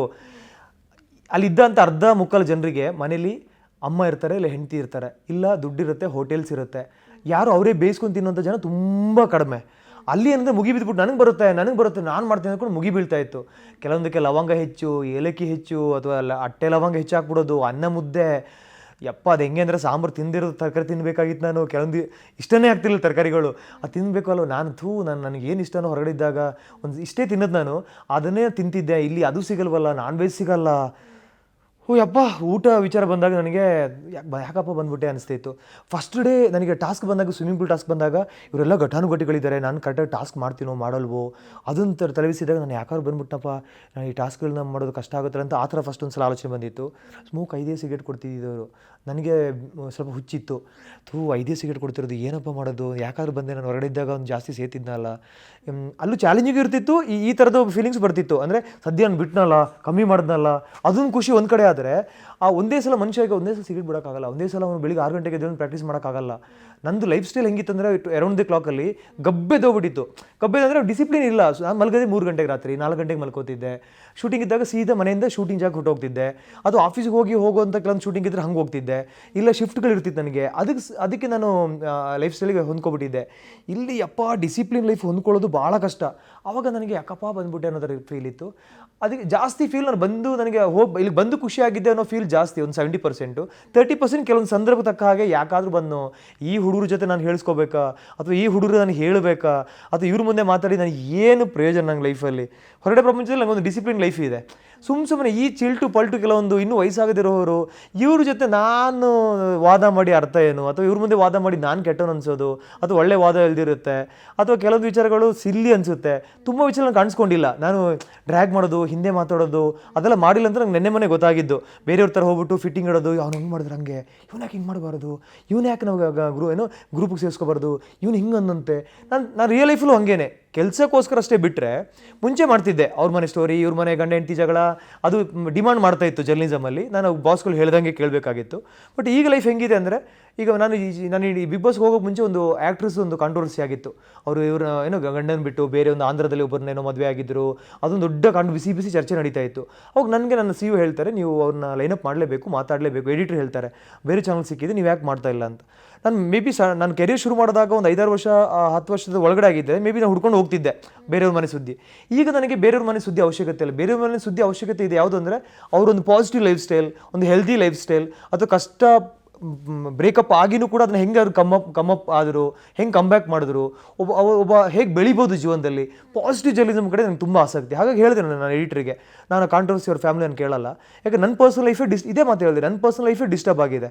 ಸೊ ಅದಕ್ಕೆ ಹೀಗಿರಬೇಕಾದ್ರೆ ನಾನು ಇನ್ನೊಬ್ಬರು ಲೈಫ್ ಡಿಸ್ಟರ್ಬ್ ಆಗಿದೆ, ಅವ್ರನ್ನೂ ನಾನು ಯಾಕೆ ಕೇಳಲಿ, ಬಲವಂತವಾಗಿ ನಾನು ಯಾಕೆ, ಅವ್ರು ಇಷ್ಟಪಟ್ಟು ಸೋಮಣ್ಣ ನಿಮ್ಮ ಇಂಟರ್ವ್ಯೂ ಕೂರಬೇಕು, ನಾನು ಹೇಳ್ಕೋಬೇಕು ಅಂತಿದ್ದರೆ ನಾನು ಕೇಳೋಕ್ಕೆ ಅರ್ಥ ಇರುತ್ತೆ. ನಾನು ಪರ್ಪಸ್ಫುಲ್ ಹೋಗಿ ಅವ್ರನ್ನ ಲೈನಪ್ ಮಾಡಿ, ಯಾಕೆ ನಿಮ್ದು ಬ್ರೇಕಪ್ ಆಯಿತು, ನೀವು ಯಾಕೆ ಹಿಂಗೆ ಮಾಡ್ಕೊಂಡ್ರಿ, ನೀವು ಹಿಂಗೆ ಮಾಡಿದ್ದು ತಪ್ಪಲ್ವಾ, ಅದು ಹಿಂಗೆ ಬದುಕ್ಬೋದಾಗಿತ್ತಲ್ಲ. ನಾನು ಯಾರು ಕೇಳೋದಕ್ಕೆ ನನಗೆ ಇಂಟ್ರೆಸ್ಟ್ ಇಲ್ಲ. ಫಸ್ಟ್ ಆಫ್ ಆಲ್ ಜನಗಳಿಗೆ ಅದೊಂದು ಒಳ್ಳೆ ಕಾಂಟೆಂಟ್ ಸಿಗುತ್ತೆ, ಸಖತ್ ಒಳ್ಳೆ ವ್ಯೂಸ್ ಬರುತ್ತೆ, ಸಖತ್ ಕಮೆಂಟ್ ಮಾಡ್ತಾರೆ, ಆಕೆ ಬಗ್ಗೆನೋ ಅವ್ರ ಗಂಡನ ಬಗ್ಗೆ ಮಾತಾಡ್ತಾರೆ. ನನಗದು ಬೇಕಾಗಿಲ್ಲ. ಈ ಸಂದರ್ಭದಿಂದ ತಾವು ಹೇಗೆ ಹೊರಗೆ ಬಂದ್ರಿ, ಮಾನಸಿಕವಾಗಿ, ದೈಹಿಕವಾಗಿ, ಫ್ಯಾಮಿಲಿನ ಹೆಂಗೆ ಹ್ಯಾಂಡಲ್ ಮಾಡಿದ್ರಿ, ಹೆಂಗೆ ಫೇಸ್ ಮಾಡಿದ್ರಿ, ಅಥವಾ ಸಮಾಜನ ಹೆಂಗೆ ಫೇಸ್ ಮಾಡಿದ್ರಿ, ಅದ್ರ ಬಗ್ಗೆ ಬೇಕಾದ್ರೆ ಇಂಟರ್ವ್ಯೂ ಮಾಡ್ತೀನಿ. ಅದು ಅಟ್ಲೀಸ್ಟ್ ಇನ್ನೊಬ್ಬರಿಗೆ ಅದೊಂದು ಒಂದು ಇನ್ಫಾರ್ಮೇಟಿವ್ ಇರುತ್ತೆ. ಇನ್ನೊಬ್ಬರಿಗೆ ಅಂಥ ಪರಿಸ್ಥಿತಿಲಿ ಇದ್ದಂಥವರಿಗೆ ಅದರಿಂದ ಒಂದು ಒಳ್ಳೆ ನಾಲೆಜ್ ಸಿಗುತ್ತೆ, ಅವ್ರು ಹೆಂಗೆ ಅದರಿಂದ ಸಿಚುವೇಶನ್ ಹೊರಗೆ ಬರಬೇಕು ಅಂತ. ಅದು ಬಿಟ್ಟು ಕಾಂಟ್ರವರ್ಷಿಯಲ್ ಎಲ್ಲ ಮಾಡೋಕ್ಕೆ ನನಗೆ ಇಷ್ಟ ಇರಲಿಲ್ಲ. ಸೊ ಹಾಗಾಗಿ ನಾನು ರಿಯಲ್ ಲೈಫಲ್ಲಿ ಈಗ ನನ್ನ ಕೆರಿಯರ್ ಲೈಫಲ್ಲಿ, ನಾನು ಪ್ರೊಫೆಷನಲ್ ಲೈಫಲ್ಲಿ ನಾನು ಚೂಸಿ, ನಾನು ಯಾವ್ದು ಪಿಕ್ ಮಾಡಬೇಕು, ಯಾವ್ದು ಮಾಡಬಾರ್ದು ಅನ್ನೋದು ನನಗೆ ಈಗ ತುಂಬ ಕ್ಲಾರಿಟಿ ಇದೆ ಲೈಫಲ್ಲಿ. ಸೊ ಹಾಗಾಗಿ ನನಗೆ ಕೆಲವು ಸಂದರ್ಭದಲ್ಲಿ ಈ ಹುಡುಗರ ಹತ್ರ ಯಾಕಪ್ಪ ಹೇಳ್ಕೋಬೇಕು, ಇವರಿಗೆ ನನ್ನ ನೋಡಿಲ್ವಾ, ಇವರು ನನ್ನ ಕೆಲಸದ ವೈಖರಿ ಗೊತ್ತಿಲ್ವಾ, ನಾನೊಬ್ಬ ವ್ಯಕ್ತಿಯಾಗಿ ಇವ್ರಿಗೆ ಗೊತ್ತಿಲ್ವಾ. ಸೊ ಆ ಫೀಲಿಂಗ್ ನನಗಿತ್ತು. ಹಾಗಾಗಿ ನಾನು ಸ್ವಲ್ಪ ಸೀನಿಯರ್ ಸಿಟಿಸನ್ ಜೊತೆ ಜಾಸ್ತಿ ಕನೆಕ್ಟ್ ಆಗ್ತಿದ್ದೆ. ಅದು ಗುರುಗಳಾಗಲಿ, ಅಥವಾ ರಾಕೇಶ್ ಅಡಿಗ ಆಗಲಿ, ಅಥವಾ ಅದೇ ಏಜ್ 30+ ಯಾರಿದ್ರಲ್ಲ ಅವ್ರ ಜೊತೆಗೆ ನಾನು ಕನೆಕ್ಟ್ ಭಾಳ ಈಸಿ ಆಗ್ತಾಯಿತ್ತು. ಹಾಗಾದ್ರೆ ನನಗೆ ಇಷ್ಟ ಆಗಲ್ಲ ಸಣ್ಣ ಏಜ್ನವರು ಅಂತ ಖಂಡಿತ ಅಲ್ಲ. ಈಗ ನಮ್ಮ ಆಫೀಸಲ್ಲೂ ಫ್ರೆಷರ್ಗಳಿದ್ದಾರೆ, 21, 22, ನನ್ನ ಕಸಿನ್ಸ್ ಎಲ್ಲ ಇದ್ದಾರೆ, ಫ್ರೆಂಡ್ಸ್ಗಳಿದ್ದಾರೆ, ಕನೆಕ್ಟ್ ಆಗ್ತೀನಿ. ಬಟ್ ಆ ಆಟದ ವೈಖರಿಗೆ ನನಗೆ ಯಾಕೋ ಪಾಪ ಅವ್ರನ್ನೆಲ್ಲ ನೋಡಿದಾಗ ನನಗೆ ಅವ್ರಿಗೆ ಒಂದು ವೇವ್ ಲೆಂತ್ ಮ್ಯಾಚ್ ಆಗ್ತಿರಲಿಲ್ಲ ತುಂಬ ಸಂದರ್ಭದಲ್ಲಿ. ಸೊ ಹಾಗಾಗಿ ಜರ್ನಿ ಸೋ ಫಾರ್ 42 ಡೇಸ್ ಈ ಥರ ಇತ್ತು. ಸೊ ಆ ಸೀನಿಯಾರಿಟಿಗೇನೆ ಸೀಮಿತವಾಗಿದ್ದು ಮೈನಸ್ ಆಯ್ತಾ ಅಂತ? ಮೇ ಬಿ ಆಗಿರ್ಬೋದು. ಆ ಸೀನಿಯರಿಟಿಗೆ ನಾನು ಸೀಮಿತ ಆದೆ ಅನ್ನೋದು ಕೂಡ ಒಂದು ಡಿಸ್ಅಡ್ವಾಂಟೇಜ್ ಆಗಿರ್ಬೋದು. ಇನ್ನೊಂದು ಸುದೀಪ್ ಸರ್ ಹೇಳಿದಾಗೆ ಕಹಿ ಘಟನೆಗಳನ್ನು, ನನ್ನ ಪರ್ಸ್ನಲ್ ಲೈಫ್ ಸ್ಟೋರಿಗಳನ್ನು ತುಂಬ ಅತಿ ಹೆಚ್ಚು ಹೇಳ್ಕೊಂಡೆ. ಆಮೇಲೆ ತುಂಬ ವರ್ಷಗಳ ಕಾಲದ ಜನ ನನ್ನನ್ನು ಇಷ್ಟೇ ಎಮೋಷನಲ್ ಅಂತ ಗೊತ್ತಿರಲಿಲ್ಲ. ಕೆಲವರಿಗೆ ಗೊತ್ತಿರ್ಬೋದು ತುಂಬ ಸೂಕ್ಷ್ಮವಾಗಿ ನೋಡಿದಾಗ, ಸೋಮಣ್ಣ ಸ್ವಲ್ಪ ಎಮೋಷನಲ್ ವ್ಯಕ್ತಿ ಅಂತ. ಇಷ್ಟೊಂದು ಬಸ್ಟ್ ಔಟ್ ಆಗ್ತಾರೆ, ಇಷ್ಟೊಂದು ಅಳುತ್ತಾರೆ ಅನ್ನೋದು ಗೊತ್ತಿರಲಿಲ್ಲ ಜನಗಳಿಗೆ. ಮೇ ಬಿ ನಾನು ಪರ್ಸ್ನಲ್ ಲೈಫ್ ವಿಚಾರಲ್ಲಿ ಅತ್ತೆ ಜೊತೆಗೆ ನನ್ನ ಬಾಲ್ಯ ಜೀವನ ತುಂಬ ವರ್ಸ್ಟ್ ಆಗಿತ್ತು, ಅದನ್ನು ನೆನಪು ಮಾಡಿಕೊಂಡೆ. ಆಮೇಲೆ ಇಷ್ಟು ದೂರ ನನ್ನ ಲೈಫ್ ಜರ್ನಿ ಬಂದಿದೆಯಲ್ಲ, ಬಿಗ್ ಬಾಸ್ವರೆಗೂ ನಾನು ಬಂದಿದ್ದೀನಲ್ಲ, ಒಂದು ಎಮೋಷನಲ್ ಕೂಡ ಇತ್ತು. ಸೊ ಹಾಗಾಗಿ ನಾನು ಎಮೋಷನಲ್ ಫ್ಯಾಕ್ಟ್ರಿ ಜಾಸ್ತಿ ಅದೊಂದು. ಆಮೇಲೆ ವೈಟ್ ಕೂದಲು, ವಯಸ್ಸಾಗಿದೆ 40 ವರ್ಷ ಆಗಿದೆ ಅಂದ್ಕೊಂಡು ಸಿಕ್ಕಾಪಟ್ಟೆ ಬಡ್ಕೊತಿದ್ದೆ ನಾನು. ಯಾಕೆ ನನಗೆ ಗೊತ್ತು ವಯಸ್ಸು ಎಷ್ಟು ಇಂಪಾರ್ಟೆಂಟು, ಮನಸ್ಸಿಗೆ ಆಗೋದಿರ್ಬೋದು, ಲುಕ್ ಆ್ಯಂಡ್ ಫೀಲ್ಗೆ ಆಗೋದಿರ್ಬೋದು. ಬಟ್ ವಯಸ್ಸು 40 ಒಪ್ಕೊಳ್ಳೇಬೇಕಲ್ವಾ. ಈಗ ಹುಟ್ಟಿದ ತಕ್ಷಣ ನಿನ್ನ ಡೇಟ್ ಆಫ್ ಬರ್ತ್ ತುಂಬ ಕಡೆ ಜನ ಕೇಳ್ತಾರೆ, ಡೇಟ್ ಆಫ್ ಬರ್ತ್ ಎಷ್ಟು ಅಂತ. ಅದು ಕೆಲಸ ಆಗಲಿ ಎನಿಥಿಂಗ್ ವಯಸ್ಸು ಕೇಳ್ತಾರೆ. ವಯಸ್ಸು ಕೇಳದೆ ವ್ಯವಹಾರ ನಡೆಯಲ್ಲ. ಅದನ್ನು ಬಿಟ್ಬಿಟ್ಟು ನಾವು ಇಲ್ಲ ವಯಸ್ಸಾಗಿಲ್ಲ ಅನ್ನೋದು ನಾವು ಏನು ಸಮಾಧಾನಗಳು ಹೇಳ್ಕೊತೀವಿ ಬಿಟ್ಟರೆ, ಈಗ ನಾನು ಯಾವುದೋ ಒಂದು ಗೌರ್ಮೆಂಟ್ ಎಕ್ಸಾಮ್ ತೊಗೊಳಕ್ಕಾಗಲ್ಲ. ಅಥವಾ ಒಂದು ಚಾನಲ್ಗೆ ಇನ್ನೂ ಕೆಲಸ ಚಾನಲ್ಗೆ ಹೋದಾಗ ವಯಸ್ಸು ಎಷ್ಟು ಅಂತ ಕೇಳ್ತಾರೆ. ಸೊ ಹಾಗಾಗಿ ವಯಸ್ಸಿನ ಮೇಲೆ ನನಗೆ ಭಾಳ ಪರ್ಟಿಕ್ಯುಲರ್ ಇತ್ತು. ಸೊ ಒಂದು ಸಲ ಏಜ್ ಕಳ್ಕೊಂಡ್ರೆ ಲೈಫ್ ಮತ್ತೆ ಸಿಗಲ್ಲ ಅನ್ನೋದು ಅದು ಸುಮ್ಮನೆ ಗಾದೆ ಮಾತಲ್ಲ, ಸುಮ್ಮನೆ ಹೇಳೋದಲ್ಲ, ಅದು ನಿಜ ಕೂಡ. ಸೊ ಹಾಗಾಗಿ ಅದೊಂದು ಸ್ವಲ್ಪ ವೀಕ್ನೆಸ್ ಆಯಿತು. ತುಂಬ ನಗ್ತಿರ್ಲಿಲ್ಲ ಅನಿಸುತ್ತೆ ನಾನು. ಸೊ ತುಂಬ ಸ್ಮೈಲ್ ಫೇಸಲ್ಲಿ ಇರ್ತಿರ್ಲಿಲ್ಲ ಅನಿಸುತ್ತೆ. ಇನ್ನೊಂದು ನನ್ನಲ್ಲಿದ್ದಂಥ ಕೆಲವೊಂದು ಗಿಲ್ಟಿ ಫೀಲಿಂಗ್ಸ್ಗಳು. ಸೊ ನಾನು ಸಣ್ಣ ಇದ್ದೀನಿ, ಚೆನ್ನಾಗಿ ಕಾಣಿಸ್ಲಿಲ್ವೇನೋ ಅಥವಾ ಹೆಂಗೆ ಕಾಣಿಸ್ಲಿಲ್ಲ, ಅದೊಂದು ಗಿಲ್ಟಿ ಇತ್ತು ಅನಿಸುತ್ತೆ. ಅದು ಬಿಟ್ಟು ಎಂಟರ್ಟೈನ್ಮೆಂಟ್ ಜಾಸ್ತಿ ಮಾಡಿಲ್ಲ ಅನಿಸುತ್ತೆ. ನನಗೆ ಎಷ್ಟು ಗೊತ್ತೋ ಅಷ್ಟೇ ಎಂಟರ್ಟೈನ್ಮೆಂಟ್ ಮಾಡ್ತೀನಿ ಹೊರತು ಸುಮ್ಮನೆ ಮಾಡೋಕ್ಕಾಗಲ್ಲ. ಟಿ ವಿ ಶೋಗೋಸ್ಕರ ನಾನು ಪೇಕ್ರ ಮಂಗ್ ಥರ ಅಥವಾ ತಿಕ್ಕಲ್ ಥರ ನಾನು ಆಡೋಕ್ಕಾಗಲ್ಲ. ಸೊ ರಿಯಲ್ ಲೈಫಲ್ಲಿ ಒಂದು ಕಾಮಿಡಿ ಸೆನ್ಸ್ ಇರುತ್ತೆ. ಸೊ ಅದು ಮೇ ಬಿ ಕಮ್ಮಿ ಆಯಿತು ಅನಿಸುತ್ತೆ ಕಾಮಿಡಿ ಸೆನ್ಸು. ಹಾಗಂತ ಅಲ್ಲಿ ಸುಮ್ಮನೆ ನಗಲ್ಲ. ನೀನು ಕಾಮಿಡಿ ಮಾಡ್ತೀಯ ಅಂದರೆ ನೋಡ್ತಿದ್ದವರು ಸುಮ್ಮನೆ ಇರ್ತಾರೆ. ಯಾಕಂದರೆ ನಗ್ಬಿಟ್ರೆ ನನಗೆ ಗೊತ್ತಾಗುತ್ತೆ, ಸಖತ್ತಾಗಿ ಮಾಡಿದ್ದೀನಿ ಅಂತ ಅವ್ರಿಗೆ ಗೊತ್ತಾಗುತ್ತೆ. ಅವ್ನು ಪ್ರತಿ ಸಲ ನಗಬೇಕಾಗತ್ತೆ. ಅವ್ನು ತುಂಬ ಚೆನ್ನಾಗಿ ನಗ್ಬಿಟ್ರೆ ಏನಾಗುತ್ತೆ, ಜನಗಳಿಗೆ ಅವ್ನಿಗೆ ಇಷ್ಟ ಆಗ್ತಾರೆ. ಸೊ ಹಾಗಾಗಿ ನೀವು ಅಲ್ಲಿ ಒಬ್ಬ ಕಾಮಿಡಿನಾದರೂ ಕೂಡ ಅಷ್ಟು ಈಸಿಯಾಗಿ ತೊಗೊಳ್ಳಲ್ಲ. ಸ್ಟಾರ್ಟಿಂಗ್ ವೀಕ್ ತೊಗೋತಾರೆ, ಸೆಕೆಂಡ್ ವೀಕಿಂದ ಒಂಥರ ಅವನಿಗೆ ಇನ್ನು ಸಖತ್ತಾಗಿ ಕಾಮಿಡಿ ಮಾಡ್ತಾ ಇದ್ದಾನೆ, ಇದು ಜನಕ್ಕೆ ಇಷ್ಟ ಆಗ್ಬಿಡುತ್ತೆ. ಆಮೇಲೆ ಅಂದರೆ ಅಲ್ಲಿ ಒಂದು ಅಪ್ರಿಷಿಯೇಷನ್ ಅನ್ನೋದು ಅಷ್ಟು ಈಸಿಯಾಗಿ ಸಿಗಲ್ಲ. ಅದೊಂದು ಕಾಮಿಡಿ ಇರಲಿ, ಒಂದು ಸಿಂಗಿಂಗ್ ಇರಲಿ, ಅಥವಾ ಒಂದು ಒಳ್ಳೆ ವ್ಯಕ್ತಿತ್ವ ಅಂತ ಇರಲಿ, ಅಥವಾ ಇವರೇನೋ ದೊಡ್ಡ ಲಾಡ್ ಲಬಕ್ ಅಂತ ಅಂದ್ಕೊಳ್ಳಿ, ಅವೆಲ್ಲ ವರ್ಕೌಟೇ ಆಗಲ್ಲ. ನಿಮ್ಮಲ್ಲಿ ಇರೋ ಕ್ವಾಲಿಟಿ ಕೂಡ ಅಲ್ಲಿ ಹೋದ್ಮೇಲೆ ನೀವು ಹೊರಗಡೆ ಇದ್ದಾಗ ಏನು ಎಕ್ಸ್ಪ್ರೆಸಿವ್ ಆಗಿರ್ತೀರೋ ಅದನ್ನಲ್ಲಿ ಎಕ್ಸ್ಪ್ರೆಸ್ ಮಾಡೋಕ್ಕೂ ಆಗಲ್ಲ. ಯಾಕಂದರೆ ಈಗ ನಾನು ಒಂದು ಕಾಮಿಡಿ ಮಾಡ್ತೀನಿ, ಈಗ ಇಲ್ಲಿ ಮಾಡಿದಾಗ 4 ಜನ ಇದ್ದೀರಿ, ನೀವು ಯಾರೊಬ್ರು ನಗ್ತೀರಿ ಅಥವಾ ಇಬ್ಬರು ನಗ್ತೀರಿ. ಅಲ್ಲಿ 10 ಜನ ಇದ್ರೂ ನಗಲ್ಲ. ಸ್ಟಾರ್ಟಿಂಗ್ ಒಬ್ಬರಿಬ್ಬರು ನಗ್ತಾರೆ, ಒಂದು 5 ಜನ ನಗ್ತಾರೆ. ಪ್ರತಿ ಸಲ ನಗ್ತಾರೆ ಅಂತ ನಾವು ಎಕ್ಸ್ಪೆಕ್ಟ್ ಮಾಡೋಕ್ಕೆ ಆಗಲ್ಲ. ಸೊ ಹಂಗಾಗಿ ನಾನು ಇಲ್ಲೊಂದು ಕಡೆ ಎಂಟರ್ಟೈನ್ಮೆಂಟ್ ಕೊಡೋದ್ರಲ್ಲಿ ಸ್ವಲ್ಪ ವೀಕ್ ಆದೆ ಅಂತ ಅನ್ಸುತ್ತೆ. ಅಥವಾ ಆ ಆಟನ ನಾನು ಇನ್ನೂ ಚೆನ್ನಾಗಿ ಅರ್ಥ ಮಾಡ್ಕೊಂಡು ಇನ್ನೂ ಏನೋ ಮಾಡಬಹುದಾಗಿತ್ತು ಅಂತ ಅನ್ಸುತ್ತೆ. ಸೊ ಇವೆಲ್ಲ ಕಾರಣಗಳಿಂದಾಗಿ ಆಗಲಿಲ್ಲ ಅನ್ನೋದಕ್ಕೆ ಇವೆಲ್ಲ ಒಂದಷ್ಟು ಕಾರಣಗಳು ಅಂತ ಅನ್ಸುತ್ತೆ. ನೀವೊಮ್ಮೆ ಹೇಳ್ತೀರಿ ಗುಡ್ ಮಾರ್ನಿಂಗ್ ಅಂತ ಹೇಳೋದು ಕೂಡ ಒಂದು ಸ್ಟ್ರಾಟಜಿನೇ. ಕಳಪೆಗಾಗಲಿ ಅಥವಾ ನಾಮಿನೇಟ್ ಮಾಡೋದಕ್ಕಾಗಲಿ ಎಲ್ಲನೂ ಒಂಥರ ಸ್ಟ್ರಾಟಜಿ ನಡೀತಿರುತ್ತೆ ಅಂತ. ಸೊ ಹೇಗೆ, ಯಾರು ಪಕ್ಕಾ ಸ್ಟ್ರಾಟಜಿಸ್ಟ್ ಅಂತ ಅನಿಸುತ್ತೆ ನಿಮಗೆ? ಇನ್ಕ್ಲೂಡಿಂಗ್ ಮೀ, ಎಲ್ಲರೂ ಕೂಡ ಒಂದಲ್ಲ ಒಂದು ಥರದಲ್ಲಿ ಸ್ಟ್ರಾಟಜಿ ಮಾಡ್ತಾ ಇದ್ವಿ. ಕೆಲವರಿಗೆ ಅದು ಗೊತ್ತಾಗ್ತಿತ್ತು, ಕೆಲವರಿಗೆ ಗೊತ್ತಾಗ್ತಿರ್ಲಿಲ್ಲ. ಫಾರ್ ಎಕ್ಸಾಂಪಲ್ ಎವ್ರಿ ಥರ್ಸ್ಡೇನೋ ಫ್ರೈಡೇನೋ ಇದಾಗ್ತಿತ್ತು, ಏನೋ ಬೆಸ್ಟು ಮತ್ತು ವರ್ಸ್ಟು ಕೊಡೋದು. ಅವತ್ತು ನೋಡ್ಬೇಕು ಬೆಳಿಗ್ಗೆ ಎಲ್ಲರೂ good morning good morning good morning ಈ ಥರ ಶುರು ಆಗ್ತಿತ್ತು. ಬೆಳಗ್ಗೆನೆ ಸ್ಮೈಲ್ಗಳು ಬರ್ತಾಯಿತ್ತು. ಎಲ್ಲಿ ಇಟ್ಬಿಡ್ತಾರೋ ಆಪು ಇವತ್ತು ಬೆಸ್ಟು ಅಥವಾ ವರ್ಸ್ಟು ಕೊಟ್ಬಿಡ್ತಾರೆ ಅಂದ್ಕೊಂಡು ಅವತ್ತಿನ ಲೈಫ್ ಸ್ಟೈಲೇ ಬೇರೆ. ಅದಾದಮೇಲೆ ನಾಮಿನೇಷನ್ ವೀಕ್ ಬಂದಾಗ ಇವತ್ತು ನನ್ನ ಹೆಸರು ತೊಗೊಂಡ್ಬಿಡ್ತಾರೆ ಇವರು, ಅದಕ್ಕೆ ಚೆನ್ನಾಗಿದ್ದು ಬಿಡ್ಬೇಕು ನಾವು. ಹಾಯ್ ಮಾಚಿ, ನನ್ನ ಎಷ್ಟು ಜನ ಹಾಯ್ ಮಾಚಿ ಅಂತೆಲ್ಲ ಕೇಳೋರು ಇದ್ದಾರೆ ಅಲ್ಲಿ.